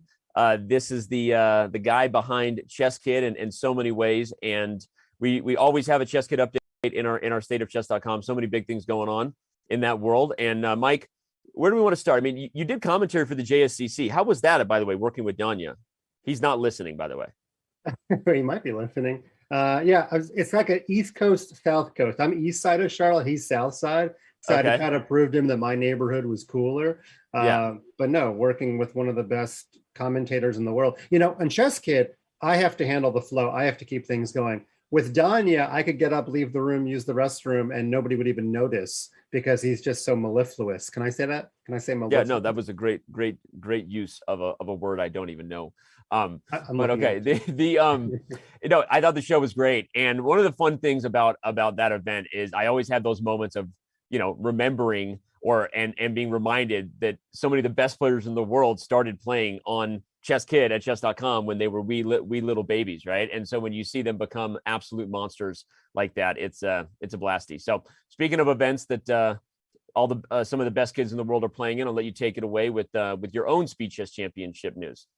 Sounds great. I do feel a little bit like I'm following Jesus here. I mean, we just had this huge announcement. Now we're doing Chess Kid, but yeah, you're right, Danny. The next group of kids are coming along. Tani Adewume did not play chess 3 years ago and just got his first IM norm this past weekend. Now he actually just aged out of our Youth Speed Chess Championship. So we might have him on as a commentator or something, but this is our premier event. It's now in its third year. It was won 2 years in a row by Ryo Chen. And actually our goal is to have the first round matches of the Chess Kid Youth Speed Chess Championship to be during the breaks of the candidates tournament in Spain. That just means wrong image up there, Bicky, breaking the fourth wall. There you go, buddy. There you go. Back it up. And so we are actually going to kind of, capture those eyeballs and hopefully crown a Chess Kid Youth Speed Chess champion by having all of the matches during the rest days of the Madrid. I'll actually be in Madrid, so we'll have a really nice studio. And that's kind of our goal. It's going to be our most international audience. We haven't quite released our field yet, but we do have our 8 players in mind. We've got several players from Argentina for the first time, someone from India, someone from Turkey, someone from Germany, all first time, someone from Poland. We even have Grandmaster Mark Paragua's niece, who was on the cover of Chess Life last month. She's going to play and represent the USA. So it's going to be a really cool tournament because we don't know which of these players, as you said, Danny, are going to be the next crop. So we hope to identify them and show off their skills. So it should be a fun event, 8-player knockout. June 20th should be the first round matches, but we're still deciding that with the families. That's awesome. And you already mentioned that you'll be doing commentary while in Madrid at the candidates. We'll punt on that till a little bit later because it is exciting that all of chess.com and Chess Kid is going to be on site in Madrid. Our spoiler was already revealed of what you're going to talk about next. So now we'll give our producer permission to move on to Chess Kid and all they're doing to benefit those struggling in Ukraine. I'm going to let you talk about the project you're working on with Anna Muzichuk and all the things you're doing. Yeah, Anna has a way of sliding into our DMs. Now she slid into our broadcast, so she's just that talented. What you're looking at here is a picture of Anna at the World Championship in Dubai. And as you know, Danny, it was held as part of a worldwide expo, which is kind of like a modern day World's Fair. This is her outside of the Ukraine pavilion. Found out a little bit too late in the World Championship. There's actually a cocktail bar at the top. But of course, jokes aside, it's a much more serious moment than we were ever intending when we took this picture. Chess Kid is very proud to be helping the kids, both living in Ukraine, the kids in exile, the families that need our help. So we've already run several events. I had a private event. We had a public stream. Ruslan Ponomariev actually just taught the winners of a tournament, so he was involved. We had Elyanov and many other Zherbuk, famous grandmasters from Ukraine. So we've raised about $8,000 so far. Anastasia Karlovich has also spearheaded an NFT campaign where we've sold some NFTs that have raised money. And we're not done because it occurred to me the other day, Danny, a lot of great initiatives have been done to raise money for the people and kids of Ukraine. I mean, Hikaru raised 100 grand that one day, right?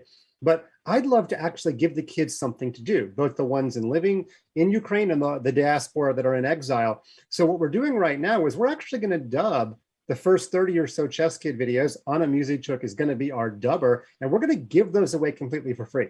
So if you can speak Ukrainian, you'll be able to use Chess Kid for free. I don't know if it's worth learning Ukrainian, but again, we really want to give kids some way to distract them and give them something productive to do. So that feature is in the works, and we hope to have it live by the time the candidates tournament rolls out in Spain.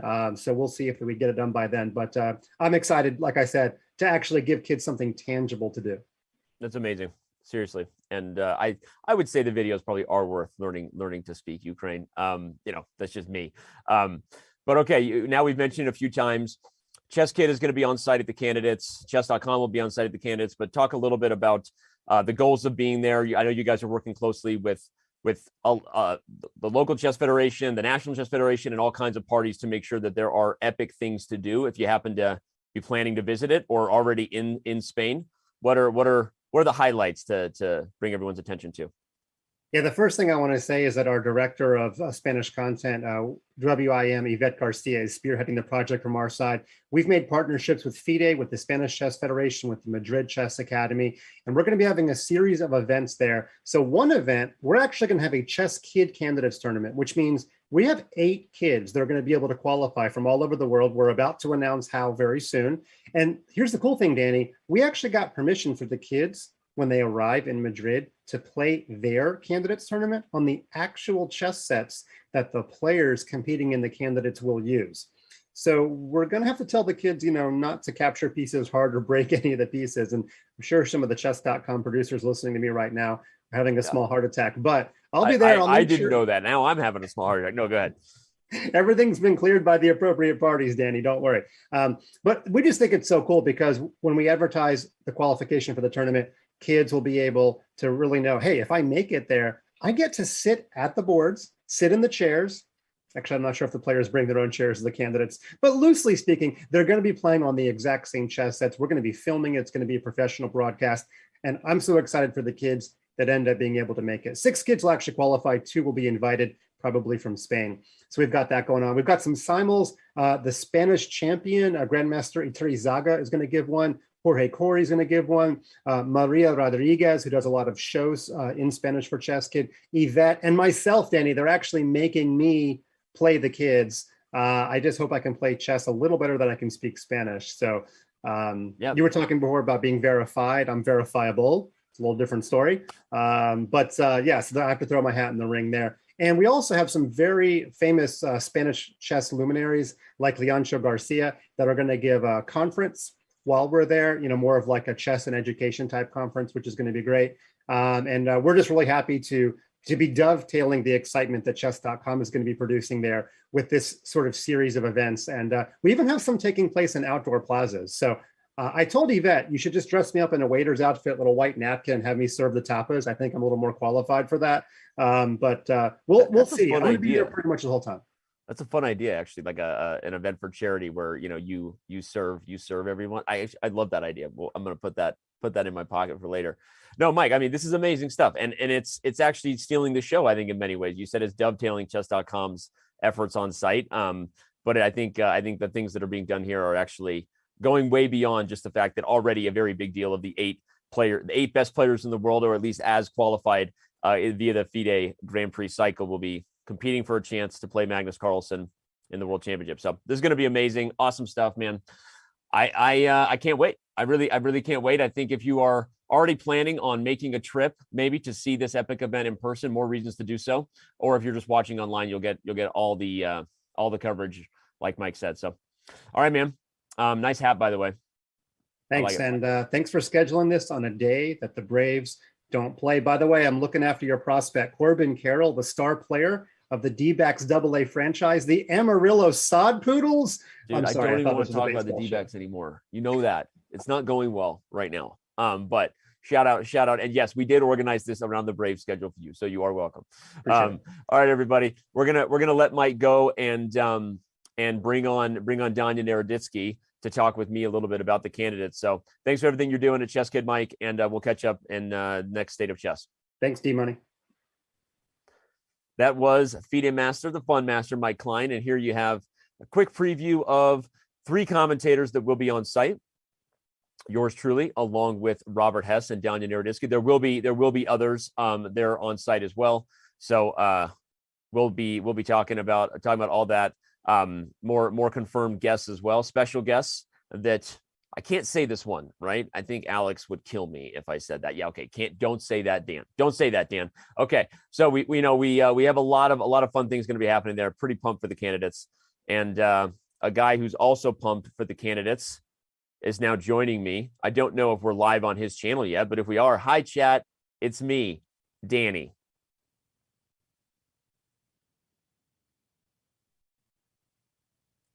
Danya can't hear me, but I can see him. Wait, now he said something, but we can't hear him. You can't hear me? There you are. Now I got you. That was fun. Cool. Okay, everyone was waiting for behind the scenes. What's up, man? I'm glad to be here. I've been streaming. We've been having a good time. We've been making tons of jokes at your expense. What else is new, right? I mean, what would you ever joke about? No, I'm not going to talk about that. Okay. You think you're going to catch me red-handed? It's not the first day I'm doing this. We're here to talk about the candidates, and you're going to be on site in Madrid. You and I are going to have a fun kind of tag teaming role with some different stuff we're going to be bringing to the show. But I also want to talk to you about obviously the big news of the day, the Chess.com World Championship, the verified program. Get your candid thoughts on it. Let us know what your chat has been saying. So you want to talk about that first or the candidates first? My chat is giving me crap for the audio being desynced with the video on my stream. I told them I have to hear you on Zoom. Let's talk about the candidates first. But I mean, you lead the show. I'm super excited about the candidates. You're Chess.com's lead commentator. So let's talk about the candidates first. In fact, we've got a nice looking image that is still missing one face, which is an interesting discussion to have, because who will get that wild card invite from FIDE, given that Sergei Karyakin will not be present due to ethics violations concerning his comments on the war in Ukraine. But not getting into that today, talking about just the 7 people who we know, who will be the 8th person. And what are some of your early thoughts? I got a lot of thoughts about what the matchups might be like, but let's talk about the big one. How do you think Hikaru will do? Jeez. I mean, I think the fact that Hikaru, shut up, Alexa, the fact that Hikaru is in the candidates is going to raise the excitement level by a factor of 1 million. Yeah. The confidence with which he's played really in the last year, and I think he's proven that confidence extends to his classical tournaments. I think there were some people saying, well, yeah, he's winning all the Title Tuesdays, Arena Kings, and Rapid events, but it won't spill over into classical chess. Well, he proved everybody wrong in the FIDE Grand Prix, and more than once now. Right. So I think a lot is going to depend on his opening prep, which has been nothing short of stellar in the FIDE Grand Prix. But in the candidates, a single loss, a single bad position of the white pieces can cost you the ticket. So right. He's going to have to bring his A game opening wise. But I mean, if he plays even remotely with the same pizzazz and confidence with which he's played in the FIDE Grand Prix, I think he's got as good of a shot as anybody. I love that. And I think that is going to be the narrative as we head into it. Is you already touched on it. People are hyped that he's there, regardless of how he does. Awesome, right? And I think it really brings in the audience that we've seen grow over the last couple of years and follow his journey to a stage that many people didn't think we would ever be talking about. But as far as his ability to execute on the board, would you really say, if you were ranking all the things, his opening prep is at the top of the list? And how much time does he spend preparing versus streaming and doing all the things he does as we head into June? I think some people don't realize that he trains on a daily basis. Like even days that he streams, he usually finishes. He's very disciplined, unlike some other streamers and commentators, about streaming at a very consistent time. And I think part of the reason he does that, I can't read his mind, but I think part of the reason he does that is that he allocates probably 3-4 hours on a daily basis for training. Yeah. And I think some other people who came to chess through Twitch, and I'm not saying this to make fun of anybody or to demean anybody, but he was over 2,800. He was number 2 in the world at his peak. And yeah, you could argue that, Michael Jordan was the top basketball player, but when he turned 40, he wasn't the top anymore. First of all, he still had 40-point games. And second of all, Hikaru's not 40. He's 33 or 34. And third of all, I think Hikaru has shown that he's capable of playing at his peak. So I've always said this. I think he's probably, together with Carlsen, the most talented player who's ever lived in chess history. And that's not a pronouncement that I make lightly. I think you see that in his blitz play. So I think skill-wise, he's got a very serious shot. But I also want to talk about something I think a lot of people don't understand, which is the inherently coincidental nature of who qualifies from the candidates, which I think is what makes it so fun to watch. Yeah, I love that. No, and again, I mean, first of all, huge words of praise there, although I know you're not alone in that, right? Gary Kasparov has made similar comments about Hikaru's talents, and it has been really interesting to see, as a guy who knows Hikaru very well and personally, watching what's happened with his chess when he's gotten whatever it is, whatever the confidence is, whatever the comfort level, the way he's enjoying the game, that streaming has helped him. It's now showing in an X's and O's way. And when you combine that with talent, that's scary. But all right, let's talk about the others. There are also plenty of other talented people. Who's that guy on the left? Ali, I can't read his name. Yeah, what is who is that? Can you? He hasn't been playing in many events lately, but outside of Hikaru, I think it's fair to say that the Ali Reza Firouzja storyline probably the most interesting to get into next, right? This kid is obviously a superstar, maybe a future world champion, even if he doesn't get through the candidate cycle here. And we can say that maybe because of his age, but it's also a different type of tournament for him. This is the type of field in a closed setting that he's never gone up against this type of environment, right? And he qualified his way in an open event, the Grand Swiss, right? So what are your thoughts on how Firouzja is going to stack up in the most, that's saying something because he is amazing, but this is the most elite event he's ever competed in. Well, first of all, are you ready for me to pat myself on the back and make myself look good shamelessly in front of the chess.com audience? Okay. Just getting your permission. If you watch, these streams aren't available anymore. If you watch my earliest streams from 2018, I used to play Ali Reza in these huge 30-second matches, blitz matches. I feel like people thought I was just tilted, and I was saying this because I was, upset that I lost. But I think I was regularly saying that he's going to be 2,800. And this guy is not just any, talented young player. I feel like, and again, I know this sounds absurd, but 30-second chess is a great way to see, at least for me, someone's sort of intrinsic talent and ability. And the stuff that he was seeing instantly was, I'd never seen that stuff before from anybody. And I love Andrew Tang. I love, all of the other top bullet players, Min.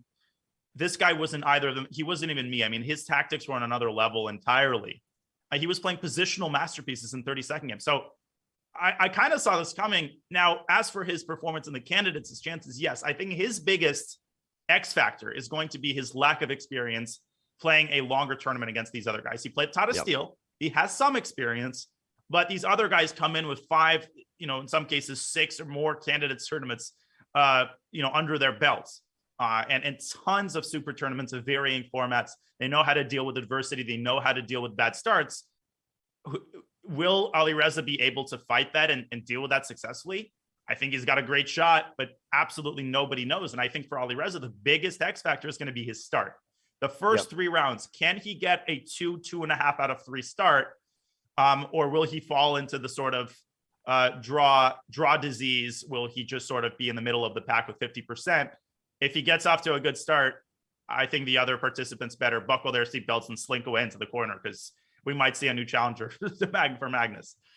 Yeah, I love how you broke that down, and I can only echo the sentiments of, you said in 2018, and at the time, people might say now, well, of course he's better than Andrew Tang. Not disparaging Andrew's a monster, he's a beast, right? But they say that now, but no, at the time it wasn't. It was they were the same, right? As far as OTB rating, and so being able to have the foresight and have the feel that Firouzja was different, right? Dude was built different. And I've told this story a few times because it's super relevant given where he's gone. But I still remember the first time I was emailed by 2 players in the top 20 who said, this kid's cheating.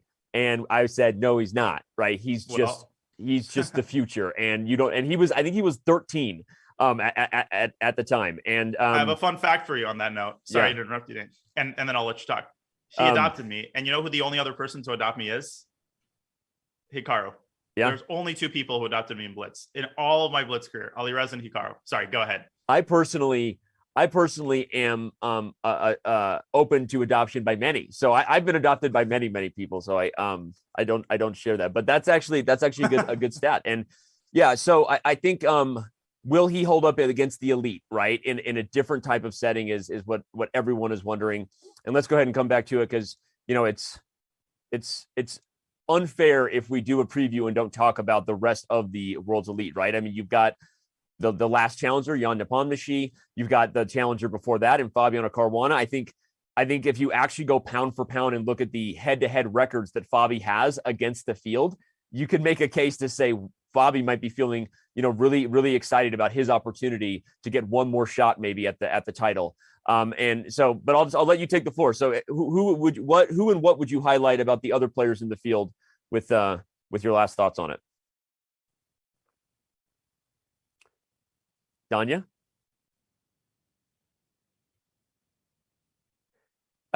Hi, everybody. It's me. I'm Danny. I'm not Danya. He's gone. Right after my great question about Fabi's record against the field, Jan Nepomniachtchi. Speaking of players who, when they get on a roll. Danny, back. You're back. Hey, buddy. Sorry, did you hear my I've had question? internet problems all morning. Can you repeat the question? You were talking about Fabi, and then I dropped off. I was saying that Fabi's record against the field, if you actually go head to head, is pretty good. And so, maybe he's a guy who really feels like this is an opportunity to get one more chance at the title. Jan Nepomniachtchi, of course, is a guy. You mentioned Ferrugia. If he gets on a roll, that he has that type of almost streakiness. He's unstoppable. Jan Nepomniachtchi is a very similar type of player when he's playing his best chess. So what would you highlight about the rest of the field? And of course, the other players that are also amazing I didn't even mention yet. Well, there's one guy I would isolate. First of all, the wild card is very likely to be Ding, right? We would think so. He did do everything he could to get his rating and active games back. There was a little bit of discussion about that whole process, but I think per the letter of the law, Ding Liren should get the invite, right? Hi, Danya. You're gone again, buddy. I love you. I love you, Danya. Danya. Mommy,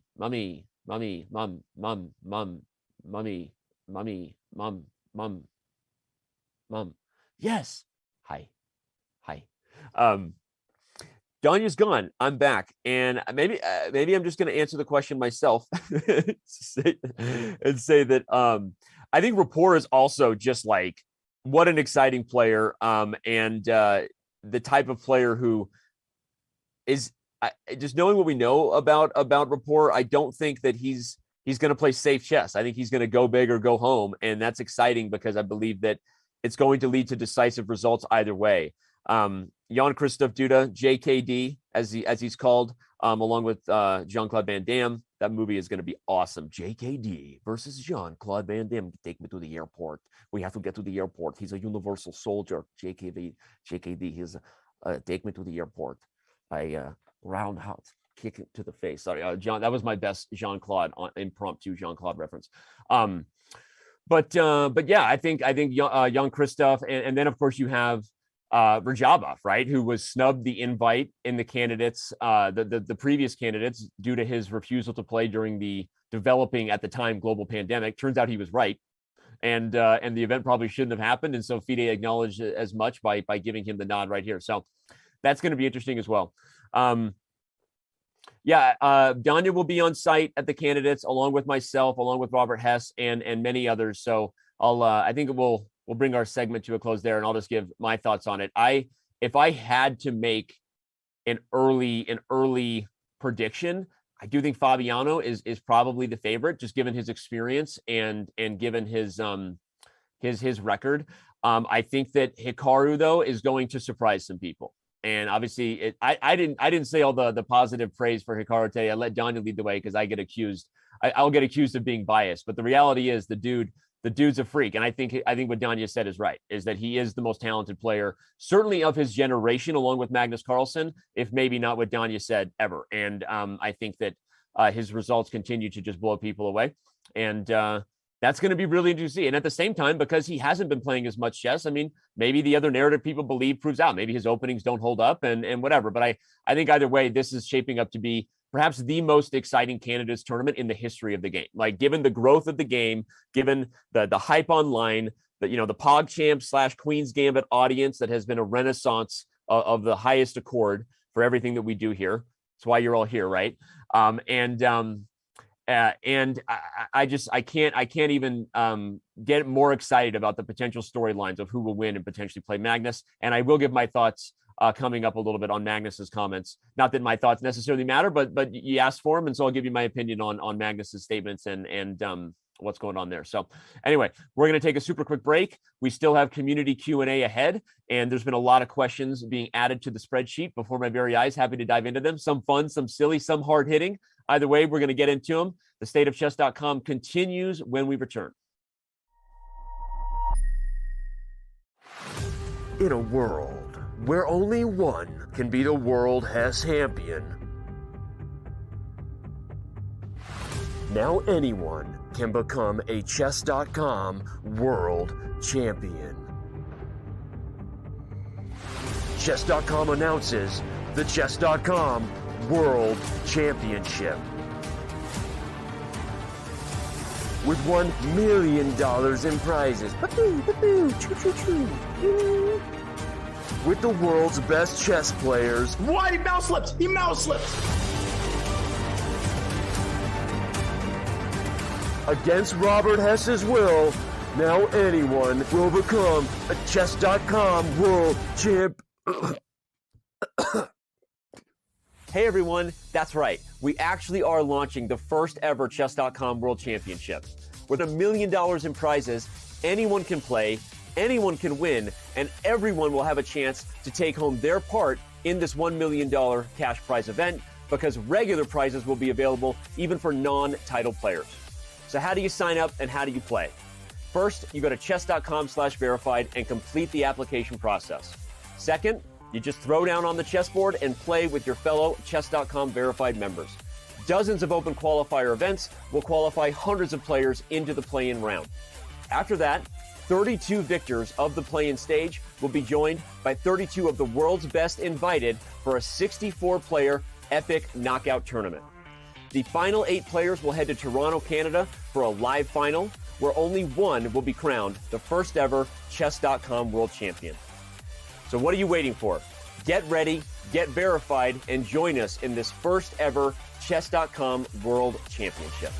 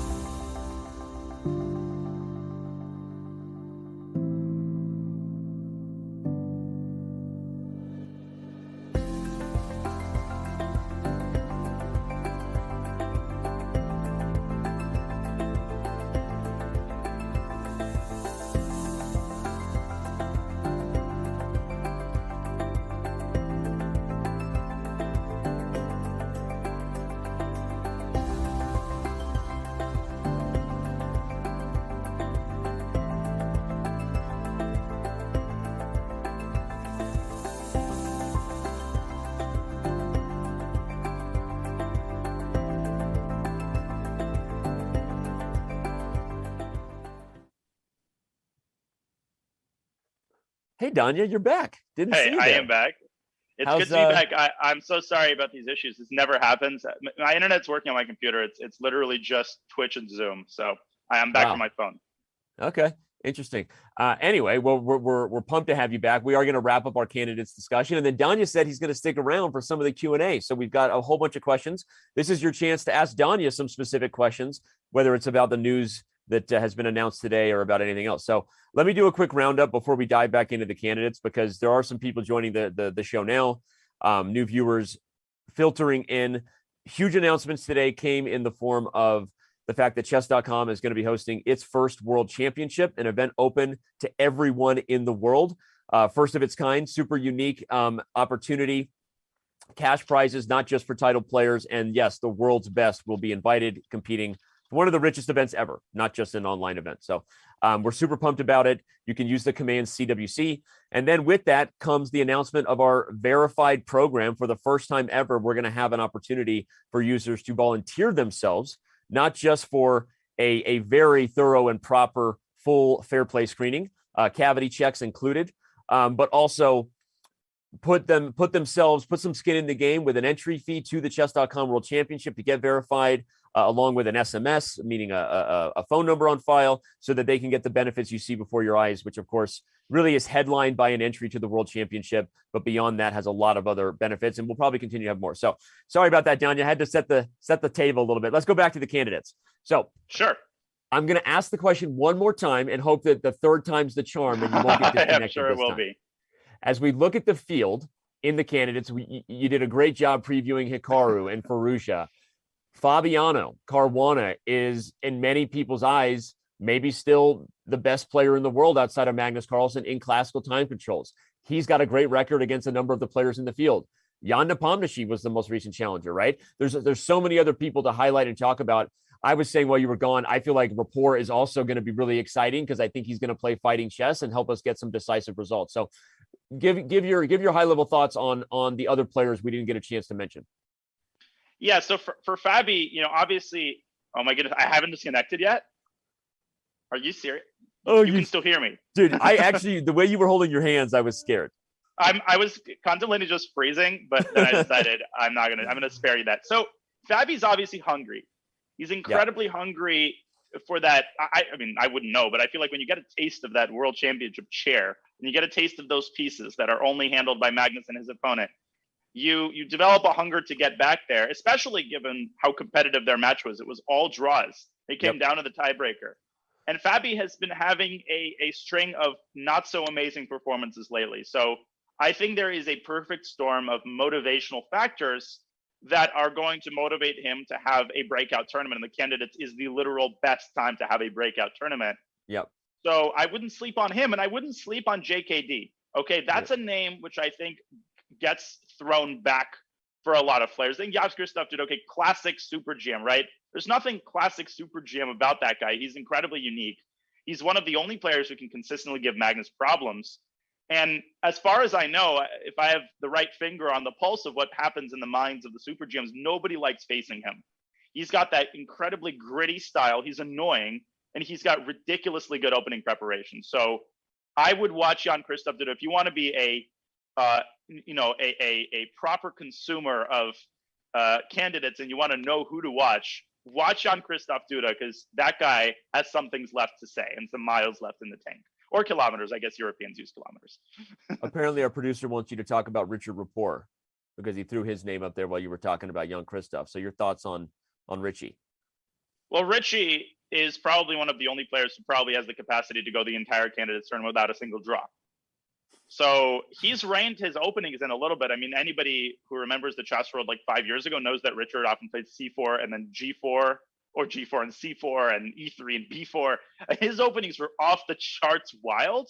He's brought that in a little bit, and I think that's benefited his play. He's like 27-60 now.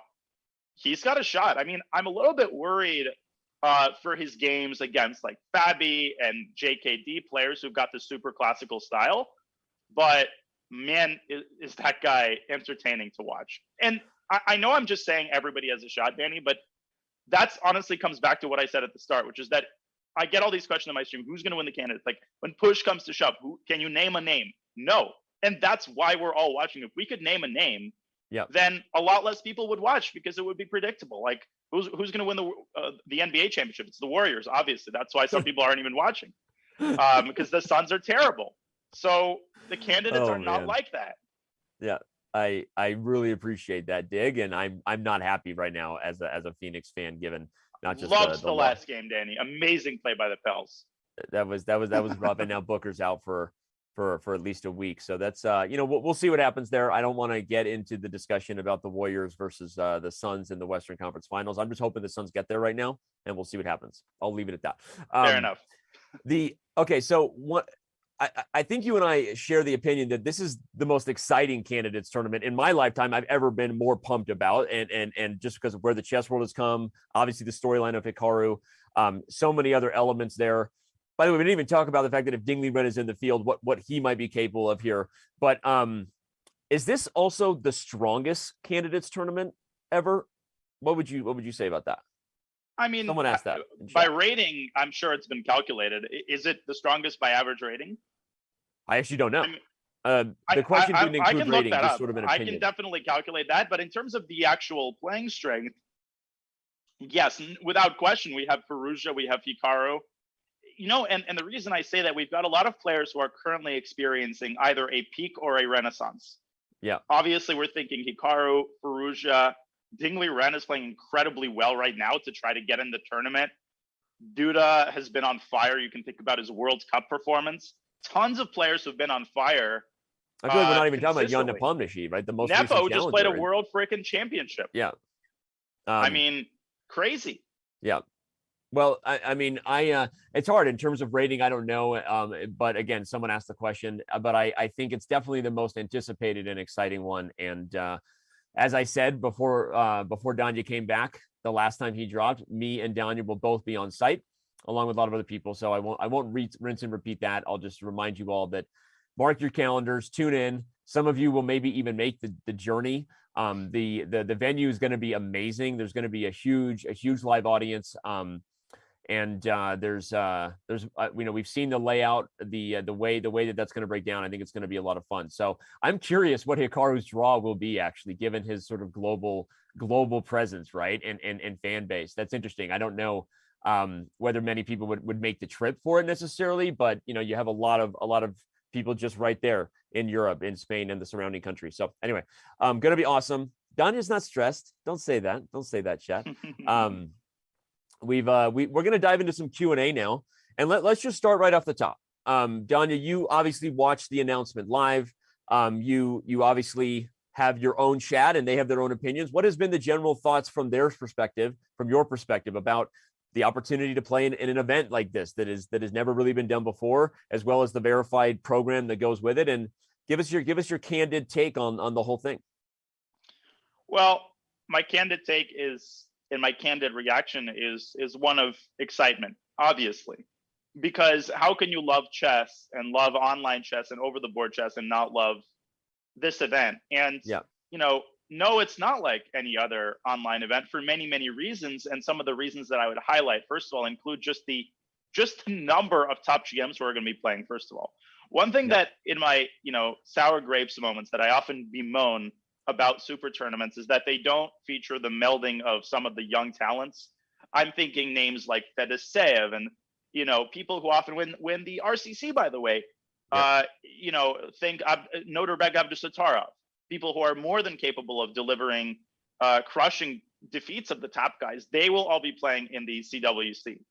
And everybody has an equal shot. Everybody other than the top 32, who are, of course, invited to the next stage, but even they will have to face players like Abdusattorov and Fedoseev. So I'm really, really excited about that round of 64. Yeah. And I love the fact that it gives everybody a chance. It's open to everybody. And I don't think you've ever had a tournament that on the one hand features such an exciting final, such an exciting top 8, which presumably is going to be some of the top 8 players in the world, but which at the same time gives absolutely everybody multiple chances to qualify.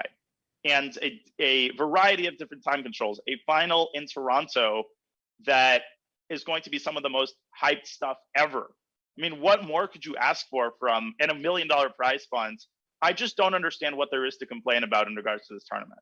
We live in the best time, Danny. I mean, I know some people might roll their eyes at this, but I'm just honored that I am in the chess world at a time when you have these kinds of events. Truly.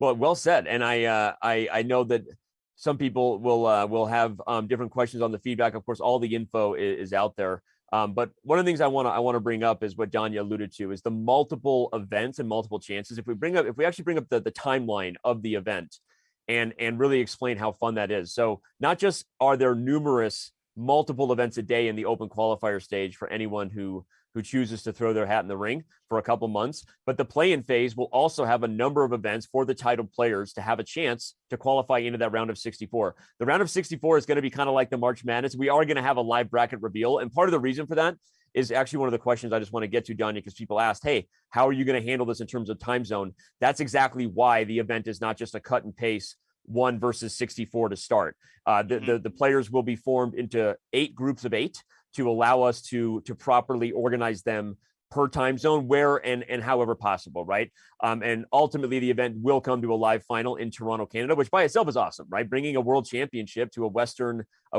North American city is a pretty cool deal.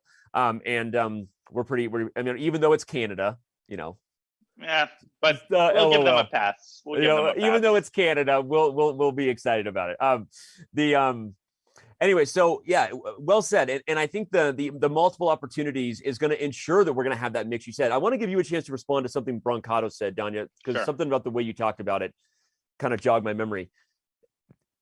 You're a part of the online chess scene. You were a super talented grandmaster even before your brand has really grown as a chess streamer and commentator over the last couple of years. But part of that whole process has been watching these players sometimes go from literally nobody knows who they are to literally the best in the world, right? Like Norbek Abdusattorov, who knew who he was before like the global pandemic, really, right? He's a world rapid champion now. And that's not a fluke. Speaking of another kid who like initially was getting cheating accusations, and I said, hey guys, he's strong, but no, give him a chance. And then these guys go to these OTB events. And one funny Super-Grandmaster who sent me a DM and said, hey, I guess I was wrong about Norbek. I won't say who you are. And then you've got, Arjun Iragaisi, right? I mean, another name, right? And one of the things Michael said, and he said it in a way that as a chess person, I want to see how you react to this. My initial thought was like, you're crazy because you don't know chess. And then I thought about it and realized maybe in the chess world, we're just small-minded. He said this, he said, chess has grown so much and so many more people are going to be playing that we are going to see more and more people who you don't know who they are very quickly become the best players in the world. This happens in other games because of the access they have, just because of how big the pool is, right? Chess hasn't been as big as it is now. And I was kind of like, chess is different, man. Like it takes more time. And I think that's partly true, but it made me realize how excited I am for the future of ideas of online events being brought to these live finals, giving the community a chance and seeing what type of talent we can cultivate and get access to. So what are your thoughts on his comparison to where chess is going compared to other games, and the fact that more of the best players in the world are quite literally going to be coming out of nowhere over the next 10 years? Well, I'd say 2 things. First of all, as you know, I'm a big fan of other sports. I watch a ton of basketball, football, right? And you can still hear me, by the way, right? Yeah. You glitched for a second. Great. You're good. I'm so paranoid. Your video is sloppy, but keep talking. You're good. Bueller. Oh man. Woo. This is clearly a Zoom. It's clearly a Zoom server thing. Yeah, Zoom servers are struggling right now globally. I actually got no, because I'm on data. I mean, I have the data connection here is 500. Yeah. I'm sorry about this, but okay, I can keep talking. It's back. No, you're good. You're keep talking. Yeah, keep talking, baby. And okay, so I'm a big fan of other sports, and one of the most exciting things to me about basketball and football, and I mean NFL, Europeans, American football, although I do appreciate soccer, so is this discovery of new players, right? Golden State Warriors, my favorite team, have a player named Jordan Poole. Oh my God, I knew you were going to mention Jordan Poole. No, it was nobody. I don't want to talk about that kid. I'm very much enjoying the fact that you are not enjoying me talking about it. It's making me talk about it more. And you don't have to like basketball to appreciate what I'm about to say, which is that he was nobody. Now he's basically dominating the playoffs. And this guy, it's his first ever playoffs. and he can't miss a shot. He's playing better than Steph Curry and Klay Thompson combined. That's why I tune in. I want to see how Jordan Poole is going to do tonight. And of course, I want to see how Steph is going to be doing. And to bring this back to chess, yeah, you want to watch the CWC because you want to know how Hikaru will do, and hopefully how Magnus will do, and how Jan-Christoph Duda will do, and Mamad Yar will do, right? That's a given, and that's why we watch any tournament. But this process of discovery of new players and to see them actually beat some of the top guys is some of the most exciting stuff across any sport. It's just inherently exciting. And it builds fan bases. And then after that. And frankly, Danya, sorry to interrupt, but frankly, it's something that chess has always missed, right? It's never had those types of events, right? You have go ahead. Yeah. You have a stratification. Yeah. Which is not because of someone's evil. It's just because of the rating system, right? It just produces that stratification. And here, when you remove those barriers, yeah, in some cases, the 2750s will dominate over the 2600s. But in the case of a lot of these young players, you're going to see battles that you've never seen before. That's the second thing I was going to say, which is very much related. You are going to see matchups that you have never seen. You're going to see Hikaru face players he's never faced before, or maybe faced once or twice. How exciting is that? What is that going to produce? It's going to produce new openings. It's going to produce brilliant games. It's going to allow people to experience new playing styles and to learn from people. Let's tie that back to actual educational value. What if you discover a player whose opening repertoire you love and want to follow? How cool is that? So it's not just about the spectating. It's also about learning from these players and appreciating new styles and the contribution to the game. So I hope that made sense. I really appreciate the way you frame that. I mean, it's like we always mention Fedoseev. This is a guy who was, he's 26 years old, and he is one of the absolute best players in the world. But because of, as Danya said, there's a stratification. There's a bit of a feast or famine culture that has historically existed in the chess community, where the same players are invited to Tata Steel over and over again. The same players are invited to the Grand Chess. And again, I'm not even disparaging those events, right? Because in many ways, people do want to see the best players, but it ends up becoming a self-fulfilling prophecy and narrative when you don't really know what Fedoseev might do in that environment, or a Norbek Abdusaturov, when chess, unlike any other game, is the same game online as it is physically in person, right? And that's a unique thing when you consider the amount of access you now have online to the best players in the world. You're not doing something that's different. Yes, I mean, there's a field that's different, and we've often talked about that, but fundamentally, everything you're learning, all the tactics and all the openings and everything you're doing is the same. And I think that it's been a disservice that the chess world is ready, I think, to write. It's a wrong that the chess world is now ready to write. And yes, I know we're talking a lot about the title player angle. There's, I think we're going to dive in now to the verified angle and why other people should consider participating, as if it needs to be said. But the last thing I want to say, Danya, is, are you going to try to qualify? Because here's the thing, dude, just getting into the round of 64 is a $5,000 payday, right? And then with every round, it's literally tens of thousands of dollars. It's one of the lucrative events. I think people would love to see you throw down in a couple of play-ins. Just, maybe just try to qualify. What do you think? I'm kidding. So one of the running jokes in my stream has just been my sort of lack of opening knowledge. Okay. I feel like this is already making me get off my butt and start preparing. I will take this seriously, and for me, this won't just be another online tournament, because sometimes, even the time I played in the RCC, I'm experimenting a little bit. I'll play something I didn't play before. This tournament, I really want to qualify. I feel the competitive juices flowing. Yes, I love commentating. I love watching stuff, but at my core, I am still a chess player. So I will do my absolute best. You can be sure that I'm going to bring my A game, which maybe not that impressive, but I'll do my best. No, I mean, if you get into the round of 64, especially with the brackets and, people are going to be grouped by time zones, it's not going to be, it's going to be super interesting, right? We don't even know what the pairings will be. We'll have a lot to break down on that. We're going to have a live bracket reveal show. I think it'll probably be me, you, and Hess, or maybe somebody, who knows, right? Speaking of Hess, we made the mistake of poking the NBA bear. Now he's playing GM in the chat, giving people advice. Can we kick him away from the chat? I don't know who invited him to this. Classic Robert. Okay, so let's talk about the verified program. Like, we understand and knew that this was going to be met with some resistance for a number of different reasons initially, right? Anytime something new and different comes along, I think that there are different types of questions about it. One is, why would someone who's not Magnus Carlsen play in this event? I'm not even going to ask you to answer that. I mean, there's so many reasons why people should and do play chess tournaments, even if they're not going to win the event. But I think that for verified players to get an experience that feels a little bit different than playing someone who you don't know is they're anonymous. You don't even know if they signed up that day most of the time, right? And I think that all of us as chess players, Don, have had that experience of initially feeling like we're being cheated against, and then we go, okay, maybe not, or maybe not there. And it's not to say that someone who gets verified can't cheat, but already you're talking about a much higher quality level of user, right? Someone who has paid money, who has been volunteered themselves to get checked for fair play. And then the type of experience you'll have when you play someone with a blue check mark, I wonder how that makes people feel and whether it makes them a little more motivated to do the same. So what are your thoughts on just the whole thing? How did your chat react, by the way? I'm just curious. I think my chat is positive about it. And I think one thing that really hit home, Danny, is this notion, and of course everybody knows this, but sort of you making sure everybody knows it is important. The fact that there is no pressure to sign up for the verification program. Yeah. There's literally, you are not taking away any functionality, you're adding new functionality and a new experience. I think this cannot be said enough and cannot be emphasized enough, right? It would be one thing if you said, well, you don't have to do the blue check mark, but then you won't be able to do this and this that you currently can do.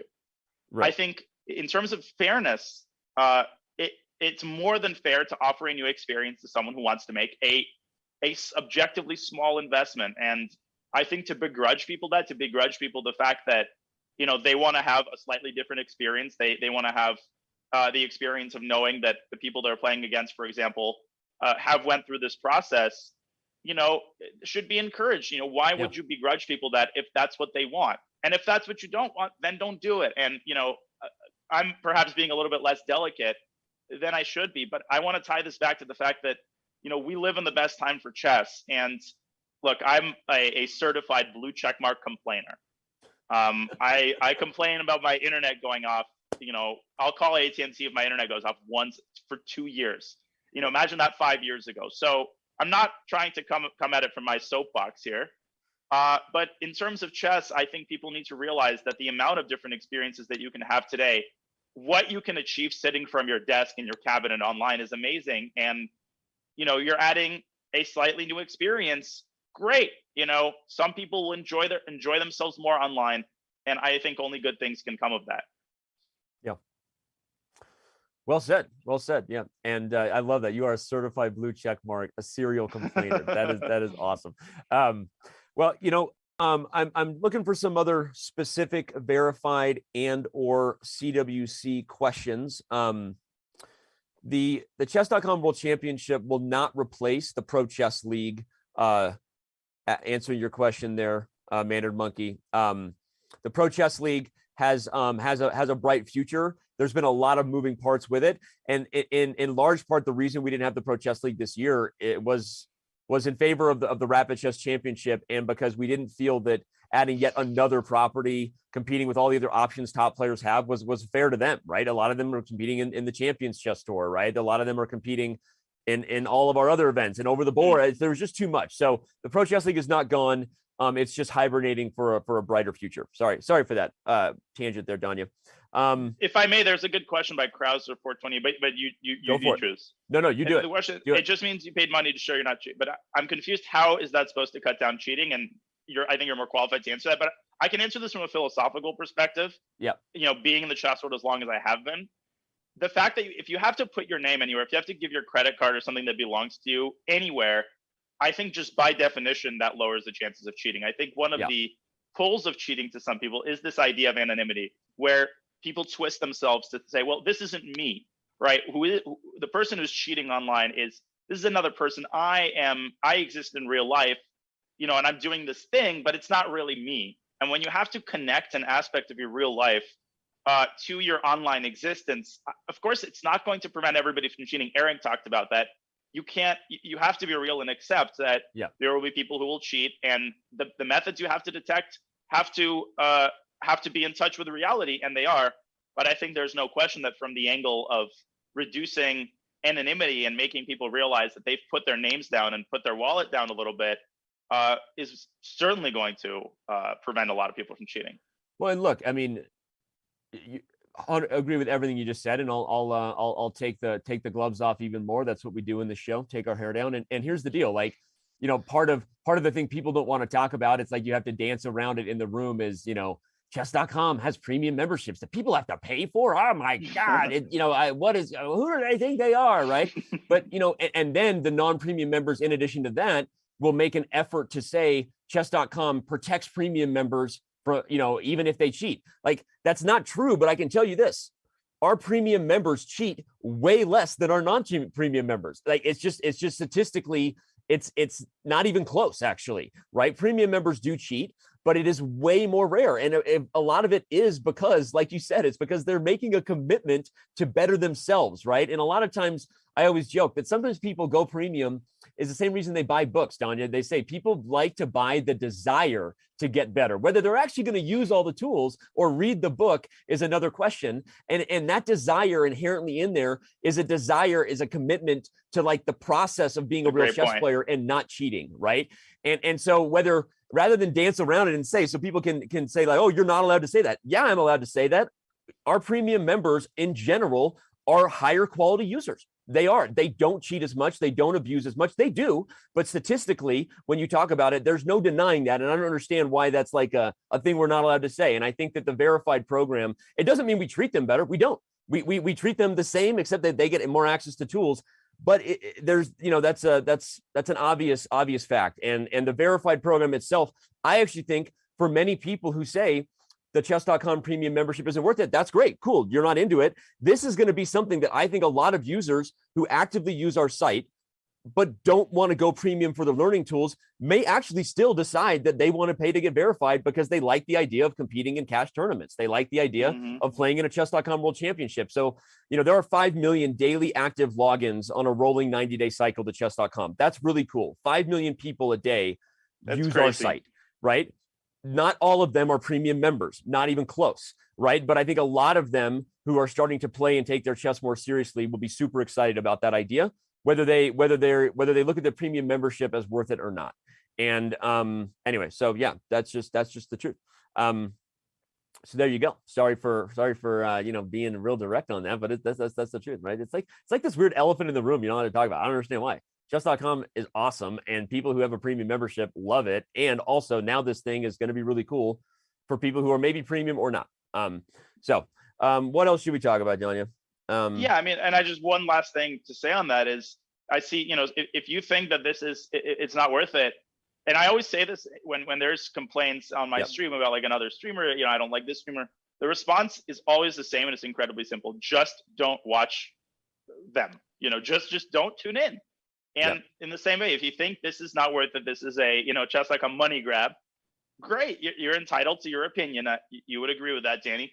Don't buy it. Don't get verified. You know, that's it.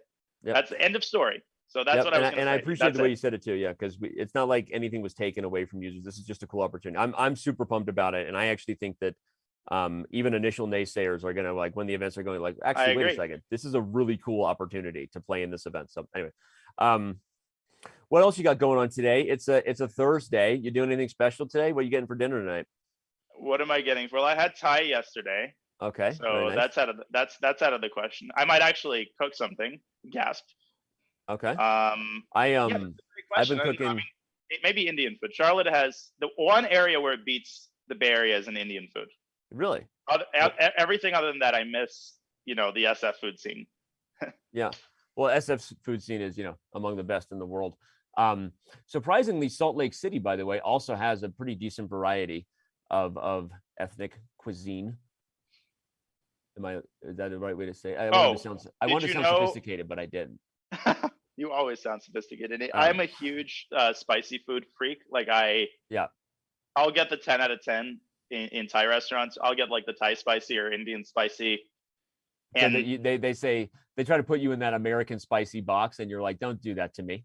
Don't cast that. You know, I always say, you know, I know I don't look like I can take it, but trust me, I can. And I've only come across like 2 or 3 restaurants that have actually kicked my butt in that regard. But I'm always on the lookout for a restaurant that will do that. I love that. Well, thanks for all the awesome stuff you're doing these days, crushing the commentary and everything. And Well, I'm going to let you get back to. By the way, we've been live on your channel this whole time. No, I went down and I can't. My Twitch isn't working for whatever reason. Like it won't start my stream, but I'll try again, and I'll definitely stream afterward as well once it's fixed. I'm sorry for all the issues as well. I know it's annoying. Not your problem. All right, man. But my chat is in the chess.com chat though, so they're aware that I'm down. Chat in the chess.com chat. We're gonna let Danya bounce and play our verification announcement video one more time while he does that. I will be back after that to get into a whole list of questions here. Some really good ones from Twitch and from YouTube, a couple from Discord in there too. Okay, so we got some fun stuff. Don't go anywhere. The State of Chess.com continues in just a few.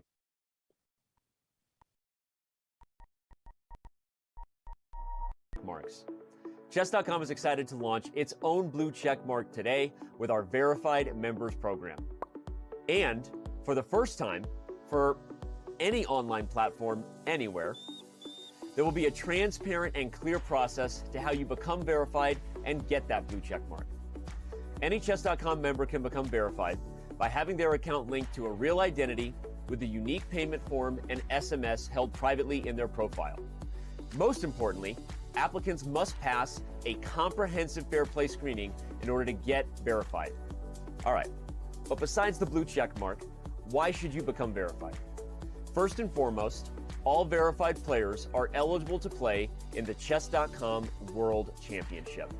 With $1 million in prizes, including regular cash prizes for non-titled members, this massive and historic event has but one cost of entry: your $15 verification fee in order to become verified. Additionally, other verified benefits will include access to regular verified-only events, listing on verified-only leaderboards, priority pairings against other verified-only members, and more. To learn more about how to become verified, if you're watching this during one of our live shows, use the command verified in chat, or if you're watching it anywhere else, go to chess.com/verified today and go get that beautiful butterfly. Blue check mark.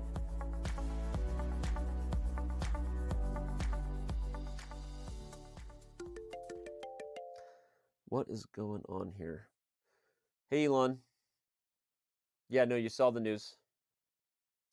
I know you like buying companies with blue check marks, but we're not for sale. Dude, do you even know how to move the pieces? All right. We're going to get back to this later. I got to record a video. Thanks, buddy. Elon.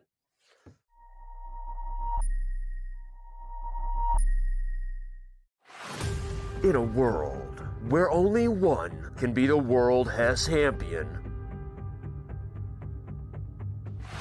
now anyone can become a Chess.com world champion. Chess.com announces the Chess.com World Championship. With $1 million in prizes. With the world's best chess players. What? He mouse slips. He mouse slips. Against Robert Hess's will, now anyone will become a Chess.com world champ. Hey everyone, that's right. We actually are launching the first ever Chess.com World Championship. With $1 million in prizes, anyone can play, anyone can win, and everyone will have a chance to take home their part in this $1 million cash prize event, because regular prizes will be available even for non-title players. So how do you sign up and how do you play? First, you go to chess.com/verified and complete the application process. Second, you just throw down on the chessboard and play with your fellow Chess.com verified members. Dozens of open qualifier events will qualify hundreds of players into the play-in round. After that, 32 victors of the play-in stage will be joined by 32 of the world's best invited for a 64-player epic knockout tournament. The final 8 players will head to Toronto, Canada for a live final where only one will be crowned the first ever Chess.com World Champion. So what are you waiting for? Get ready, get verified, and join us in this first ever Chess.com World Championship.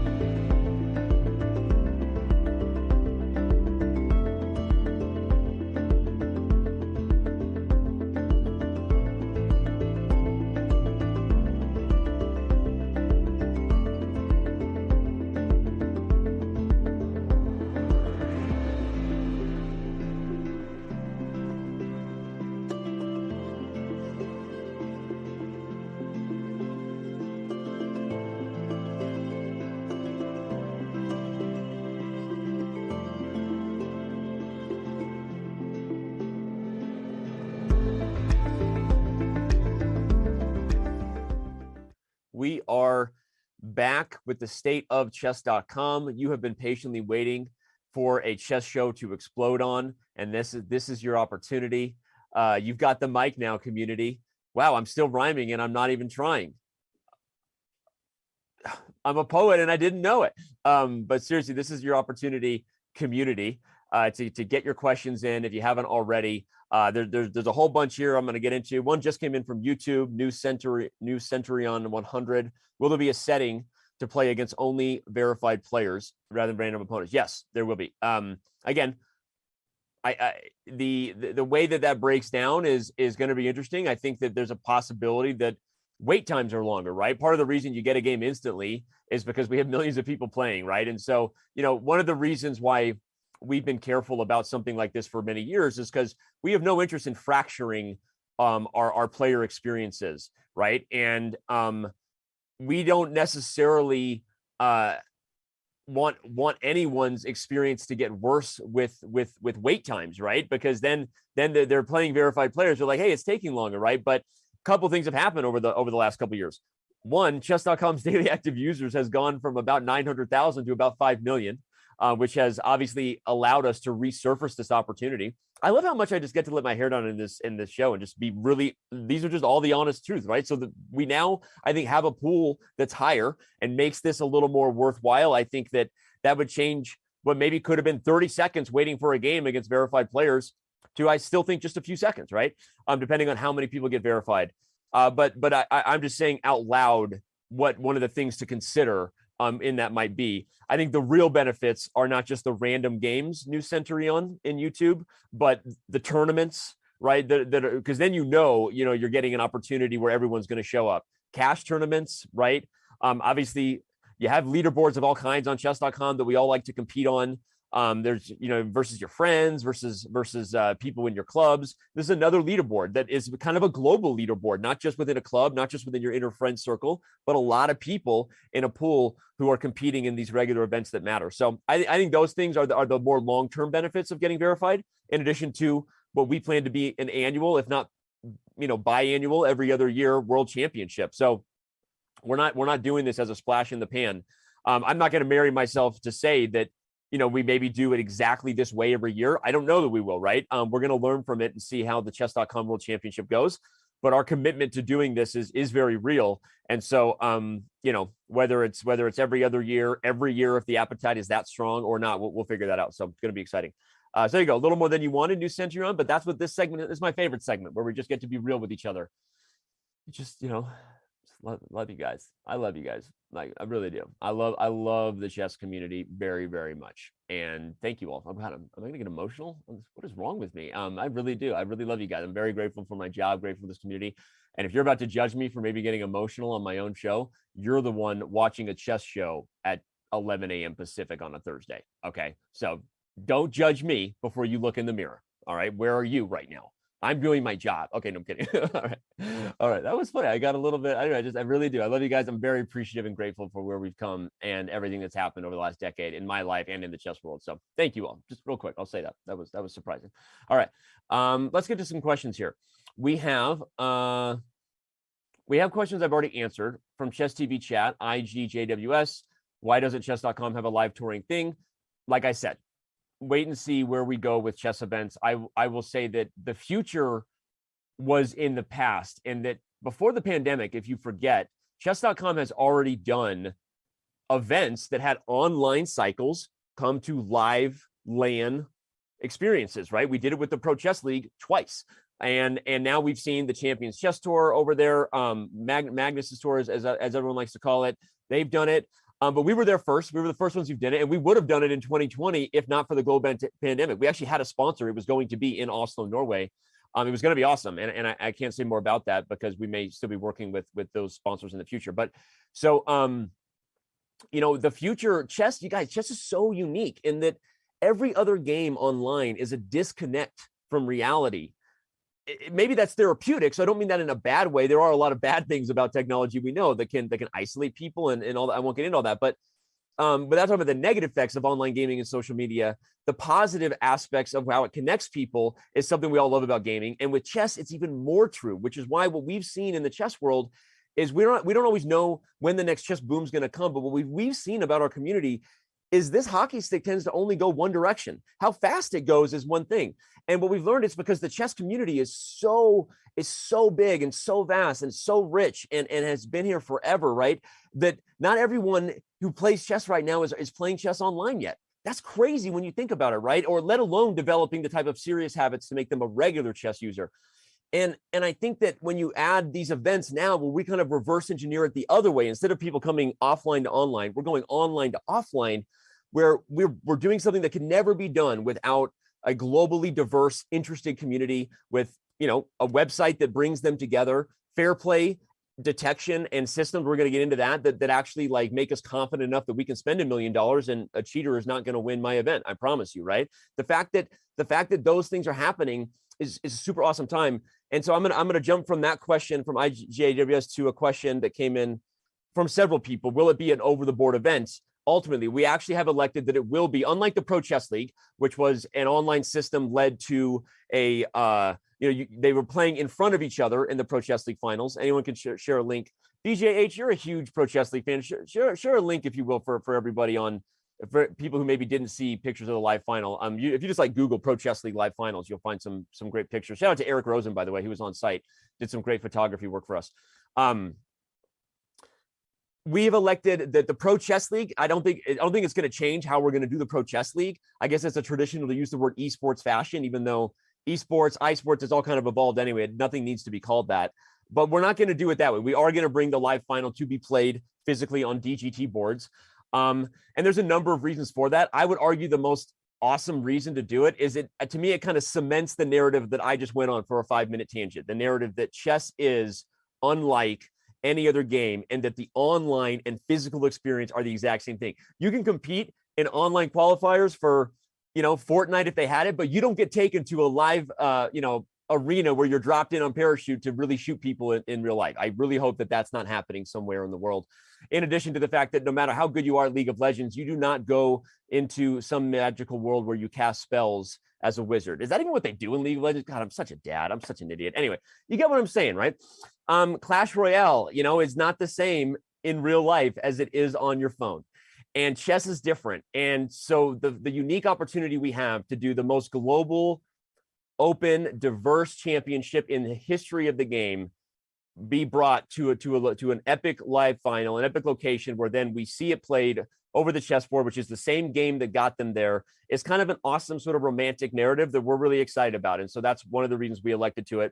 In addition to one, other reason, which is just adds more camera angles, right? My boy Bick, producer, loves those camera angles, right? Different people physically at the board. So we're going to do that. Not to say that the camera angles of the Pro Chess League weren't awesome, anyway. All right, cool. So that answers that question. I don't know when the Women's World Championship is. That is up to FIDE. Crimson Hawk. I don't know when the Women's next World Championship match is. I don't know. So I know that we will have coverage of it. We've actually already purchased broadcast rights to it, and we're doing our own WSCC coming up, and we have intentions to continue to do more women's only events on the horizon without getting into that right now. But I don't know when the next World Championship will be. Okay. Nev's Torth from Twitch asked, can we have a classical rating on chess.com? We are. Sorry, I'm gonna change my dynamics here so I can read chat in real time and read these questions in real time. We will see, right? Classical chess online. I've talked to a lot of top players, and a lot of them don't like the experience of playing time controls past a certain point, looking at a computer screen. There is that. We are physical human beings, right? And Hikaru may be unique in terms of how many hours he can maintain high quality chess and stream. It may be unique, as if that's the understatement of the universe. But at the same time, there are more things happening. People are using DGT boards to connect to chess.com. If you didn't know that, you can do that, right? You can get the new DGT Pegasus. I guess I'm giving them free advertising, right? And there's other ones. There's the Square Off Company. There's the Millennium. There's all kinds of boards, right? And so as people are investing in that, and we have seen an appetite grow, and similar to the other arguments against doing certain things before, like verified, an argument to do it now is the pool of players has gone way up in the chess world. And so I think there's a big appetite for it, right? We know that there are all kinds of serious events going down online. And so I think the future will be yes. If I had to say, it's not going to happen this year, but if I had to give an answer that Eric doesn't want me to give, but he's not here, so I can say what I want. Eric, you don't own me. Get away from me. I don't want your life, Dad. Anyway, I think that we will have classical ratings. Someone clip it and ship it to Eric that I just did that, please. The virtual Jonathan wants me to bring back Bullet Brawl Thursdays. That is a fantastic idea. As my life continues to go a direction, older, I would love to say wiser, but it's just balder and fatter. As that all happens and I reflect on things that matter, I do miss a lot of the things I used to do, some of the earliest stuff. And I'm hopeful to get back to that just to make it totally selfish. I'm hopeful to do more fun stuff like that. And I appreciate that that the virtual Jonathan from YouTube wants that. And that was the last time Danny was seen. Okay,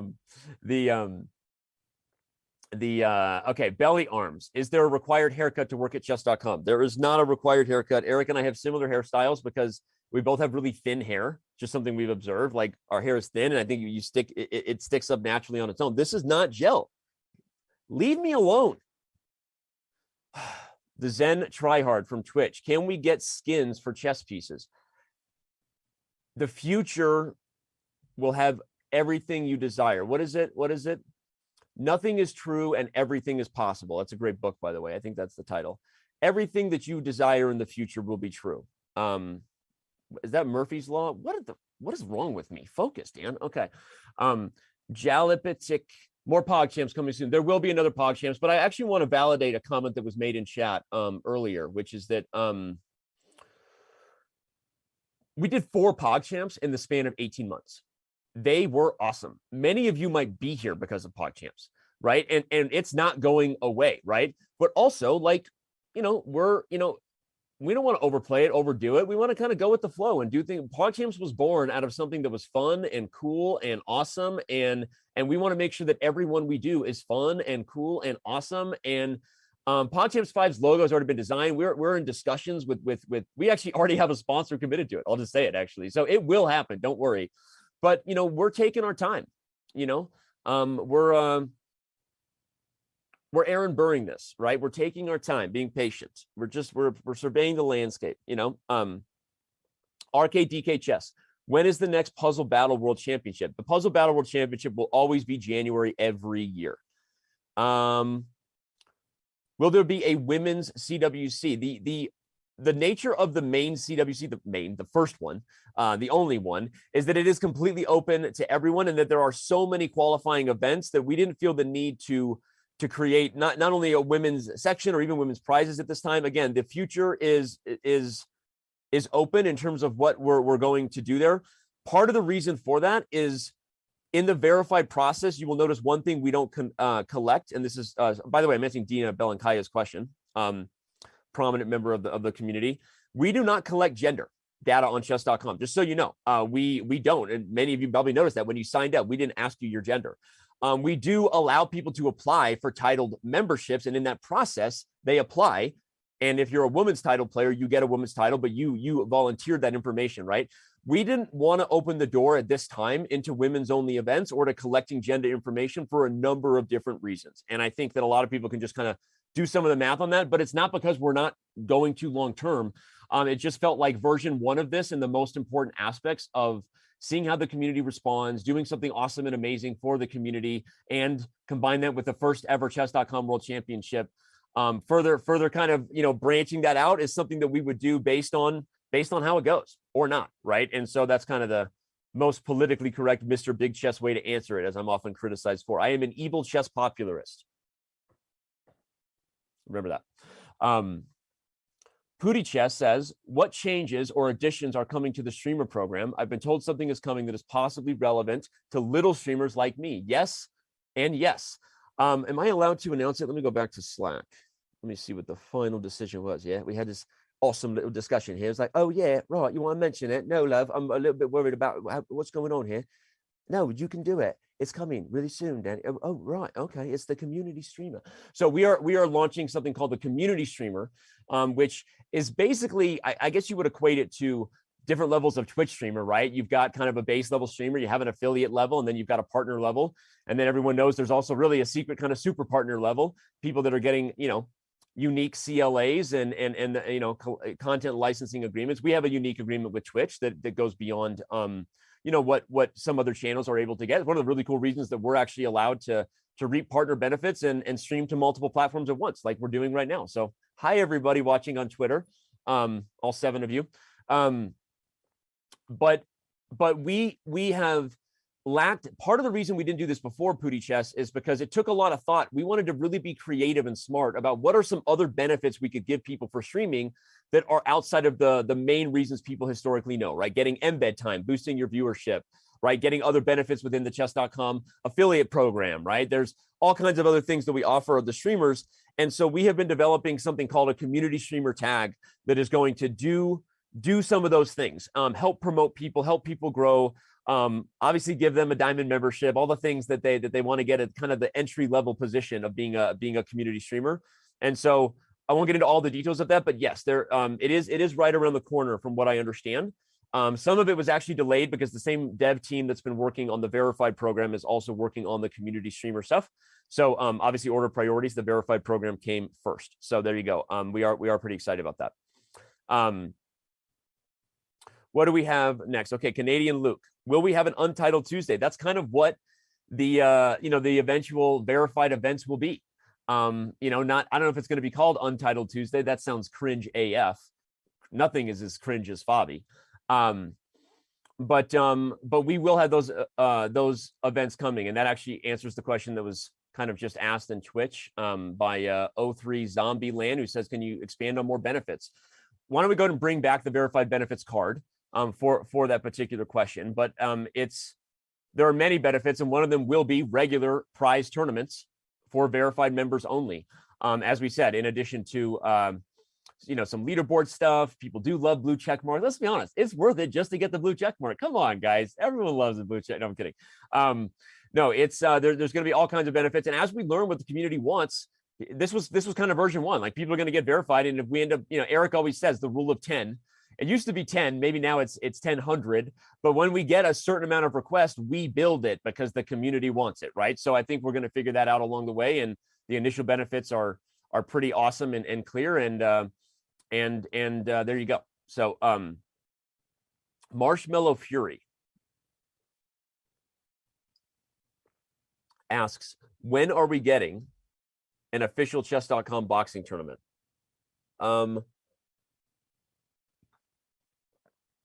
I'm going to shock you right now and say no comment, because there may actually be something in the works. Moving on. First of all, if we did chess boxing, like, I know Lawrence Trent like thinks he's awesome, like posting those like videos where he does boxing stuff on Twitter. Like, what's the deal, Lawrence? Like, everyone knows that you would just get pounded in the ring, bro. No, I'm kidding. I want Holyfield. I want Lawrence Trent, Taj Mahal. Okay. That's an interesting feature request by JB Bartman. Can we get an adjustable strength puzzle rush? Will someone ticket and ship it? I like that idea. That's interesting. You know, it's funny though, because it's funny because part of the whole idea of Puzzle Rush is that it does build, right? And you kind of want to break your own record. But if you could put yourself in an arena where you're immediately starting out with harder puzzles in a different way, I mean, I don't know. I mean, I sometimes I get really excited about feature ideas, and then I unpack it and go like, is there really a mass use case for that? I don't know. Interesting. We'll make a new ticket for that. Is there anything more fun than playing white with the Smith Mora? Asks Life in a Northern Town. That is a really good question. You'd have to ask Mark Esserman that, if there's anything more fun than playing white with the Smith Mora. I would say there's a few things on my list that are more fun for me in my life. A few of them I can talk about on camera. I will say that there are a few things, but it's up there. It's up. I get it. I get where you're coming from with that comment. Okay, moving on. Can I create daily tournaments for verified users? Eventually, yes. We are already going to have live chess tournaments much sooner than daily chess tournaments. But ultimately, yes, this will be an opportunity for the subset of users who want those types of experiences and feel better when they're playing someone who they think is way less likely to not just cheat, but to be, you know, an upstanding user, I guess, in some ways. And again, it's not taking anything away from the fact that we're not taking anything away from users who aren't getting verified. But I think for those who really appreciate that, we will be adding features galore as we learn that they are wanted.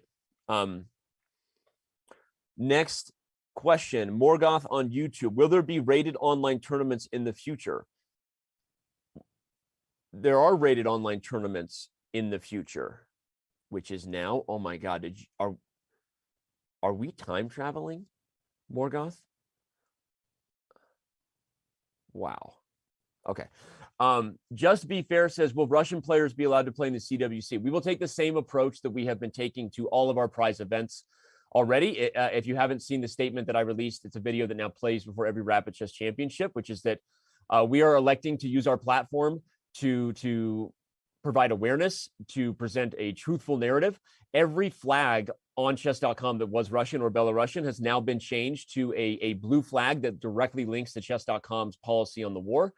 And we believe that further isolating and blocking Russian users is not a good thing and not a positive thing, and only actually allows all the negative aspects of propaganda and dictatorships to kind of rule. And so we will not be blocking or preventing people from playing on chess.com or in prize events. We will simply not be displaying any Russian flags at this time or in those events. So that stance will continue. As we've always said from the very beginning, every time that Eric or I have kind of addressed the public on this, we understand it's a super sensitive and obviously evolving issue, and we invoke our right to make changes as we learn more information at all times, and we already have at different times, right? And because it's horrible, and chess.com is obviously, like many, devastated, strongly opposing it, horrible, and likely more things in the future for us to do what we can. Mike mentioned a bunch of Chess Kid things going on, and you know, I don't want to speak out of turn. There may be another big event we try to do with some of the streamers in the community and move some needles there. So sorry, I'm giving you more information than you asked, but obviously you poked on the really devastating topic that is difficult, but our position remains the same, and for the CWC it will remain that way. The time controls for the CWC, the format is listed. Just type CWC and go check out the format.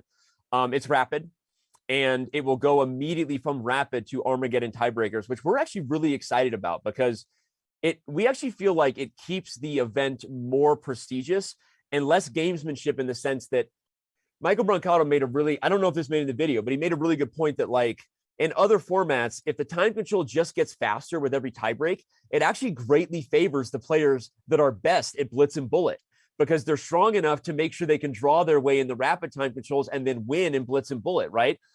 And we want this to be a prestigious event, and the rapid time control is the most prestigious time control that any online events happen. I kind of already said that, you know, classical events aren't really embraced by a lot of the top players online at this time. And so on that note, Michael kind of came up with a really creative way to say, why don't we go right from rapid? If you can't get the dub in rapid, you go right to bidding on your Armageddon time control, which is, you say how much time you would take the black pieces with, right? So you bid on, I think I could beat this guy, beat or draw this guy with 3 minutes on my clock, and that guy gets 10 minutes, right? That's a really tall task. But if you think you can do it, some bids might get as low as that. I think 4 minutes is probably the lowest bid, but I'm excited to see what happens there. So it kind of prevents the idea that someone games the rapid time control tie breaks into blitz and bullet, right? So you go right from rapid to rapid Armageddon, and I can't wait to see how that plays out. Right now, there are no plans for a live audience at the venue in Toronto. That's partly just because of the venue itself and the logistics therein. But if that changes, we will obviously let people know that they have an opportunity. Sorry, that came from Slonky Jim in Twitch. Already answered Maynard Monkey's question. Now we're on why the blue check mark and not a green check mark from EXQWZT. That's actually funny, because we considered it. We considered a green check mark. We ultimately went with a blue check mark. There were a number of reasons for it, but frankly, I think that it was the precedent that's been established by all major platforms, right? The blue check mark tends to be synonymous with verification, and this is a real person who went through a process to prove said information, right? And I think people see it and they immediately recognize it. Like there are, again, how many people are watching the show right now? We've got 6,000 of you on Twitch, a few hundred on YouTube, and a few others scattered throughout the globe. A lot of people are going to find out about the verified process the moment they just start seeing the blue check mark and go, what's this, right? And when you see the blue check mark, you instantly know. A green check mark could get lost in our site. Our pawn is green, right? You may not see it as much. So there were a lot of, I'm giving you the really behind the scenes answer. We were very thoughtful and deliberate. I think we were calculated about this in the positive sense of the term, not in a negative meaning of being calculated. We thought about it. And I think the blue check mark made the most sense for just what has been established as, you know, synonymous with a verified person, not necessarily a celebrity, but someone who has proven their identity. And so that's why we went with the blue check mark. I think it was the right call. And there you go. You got a very detailed answer. I hope that's what you're looking for. Celestial Sage, can you talk about the college ambassadors program? I can, because it's awesome. I almost just dropped my first actual F-bomb. No, the college ambassador program is one of the things we are most excited about. We have seen chess grow rapidly again in the last couple of years, partly because of the Queen's Gambit, the PogChamp stuff, the streaming nature of the game in general. But we're not settling on that. We've been investing in a program we're building where college kids are going to get all kinds of opportunities to help chess grow on campuses. And the top prizes for our top ambassadors are like literally going to be like flown to a live party with chess celebrities, and it's going to be epic. And if that's the top prize, you can imagine all kinds of things before that: merchandise, opportunities for other kind of exclusive things, opportunities to make some money with an affiliate revenue share. If people do choose to go premium, you're just really encouraging people to play chess if you're in the college ambassadors program. But if they go premium, you get the benefit, and all kinds of other things. So we're super excited about it. And you may see a chess.com booth set up on a college campus near you. That sounded really corporate. I love that. Got it. I'm sounding more evil by the day. Man, I'm taking over the world with chess. How evil is it? Mwah! Anyway, Bowler CSGO says, Mwah. Everyone in the world will play chess. I will not stop until everyone is playing chess. I'll get to the chopper. Welcome to California. Welcome to California. Okay.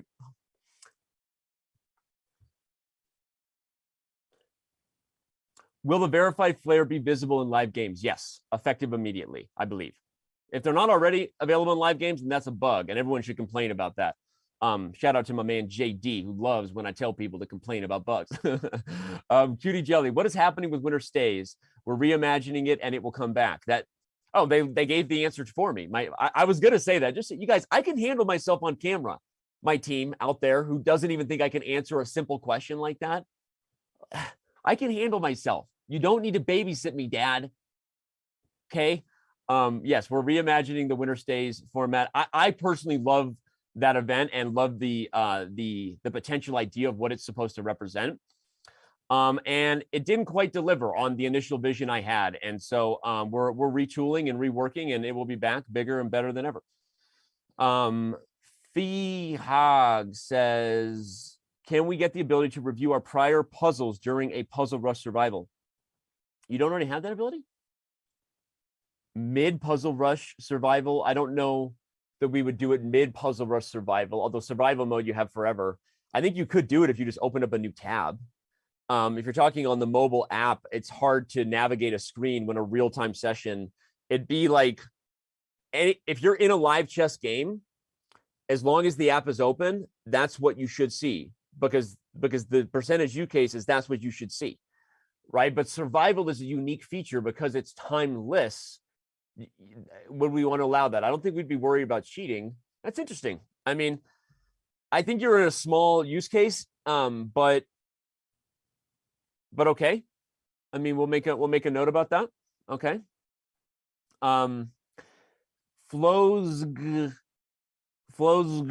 says, can we get the ability to create a knockout bracket? We are working on all kinds of improved tools for people who like to do amazing events online and empowering our community members to do that. I almost said more. Eric actually would not want me to talk about that. We are we are working on many new amazing features coming your way. We recognize how awesome that opportunity is, and we're going to work on that. I am Ron Burgundy. Love Alex. I guess they do know I'll read anything on camera. That's probably my cue to shut down the lights, right? And bring this thing to a close. The only topic I didn't get into was responding to Magnus's comments about playing in the World Championship. And a question I just saw in chat kind of jogged my memory on that, because they asked about my favorite for the candidates. We already talked about that earlier. You can go see mine and Danya's thoughts on a lot of things about the candidates. Go ahead and back this thing up. Have I banned Samai's 10K events yet? What? No, I'm going to talk about the Magnus thing. No, you're good. You're good, baby bird. Yeah. They can't hear me? Oh, that's hilarious. Can they hear mine respond? Can they hear me responding to you, but they can't hear you? That's awesome. Okay. All right, let's get back. Okay. Jay has gone insane. You did that on purpose, Big. That was hilarious. I just had a conversation with my producer that you'll never know, and you think I'm talking to an imaginary friend. That's awesome. We've got yeah, so obviously no one is really qualified to translate, nor is it really their place to translate what's in Magnus's head in regards to his comments. I would say I think there's a big part of Magnus who that he loves himself some gamesmanship. I think that Magnus's comments about Fallujah previously, I think that the comments about the World Championship in general are, I think they're both genuine in that he is a free person, and he can remind the world that, if the event isn't a great event, or if he's not happy with the prize money or whatever, he doesn't have to play in the World Championship, right? And plus, when you combine that with the opportunities that are growing all over the place, I think it's both true, but also with some gamesmanship. I think more than likely Magnus Carlsen is competing, and not just the next World Championship, but maybe for many years to come. No one has proven that they're ready to knock him off. But I think that combining the fact that he's reminding everybody that, hey, you don't know me. You don't know me. Like, you don't know me, right? That's kind of what he's saying. And I think it's a little bit of gamesmanship, for the rest of his peers. And knowing, whatever I do know about Magnus or in the top players, I think that Magnus appreciates himself a psychological edge over his peers. I'll say that. And I also think he's very deliberate too about what he says and thoughtful about it. And I think the people are kind of blowing it out of proportion a little bit, but I would be shocked if Magnus Carlsen is not competing in the future World Championship. So anyway. Hi. I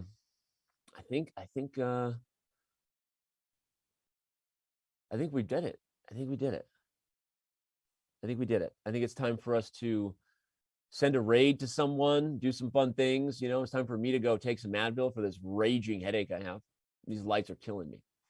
I can't wait to do this. Ooh, Danny in the dark. Danny in the dark. Danny in the dark. We're going to bring this show to a close now. You are loving awareness. I am loving awareness.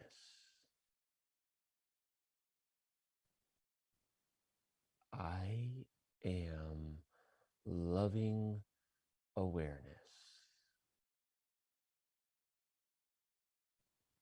You thanks for tuning into the stateofchess.com, everybody. We'll see you in a quarter. Enjoy the rest of your day. Love you all. Good night. In a world where only one can be the world champion, now anyone can become a Chess.com world champion. Chess.com announces the Chess.com World Championship. With $1 million in prizes. with the world's best chess players. What? He mouse slips. He mouse slips. Against Robert Hess's will, now anyone will become a Chess.com world champ.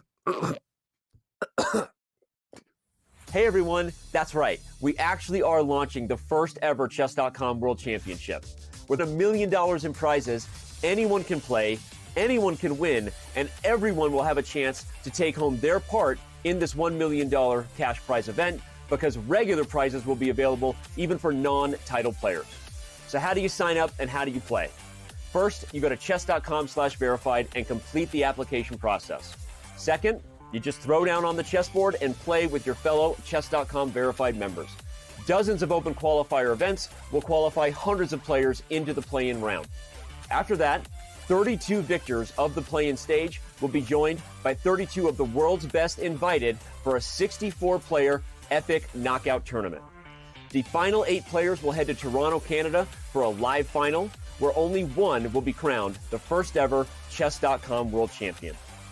So what are you waiting for? Get ready, get verified, and join us in this first ever Chess.com World Championship.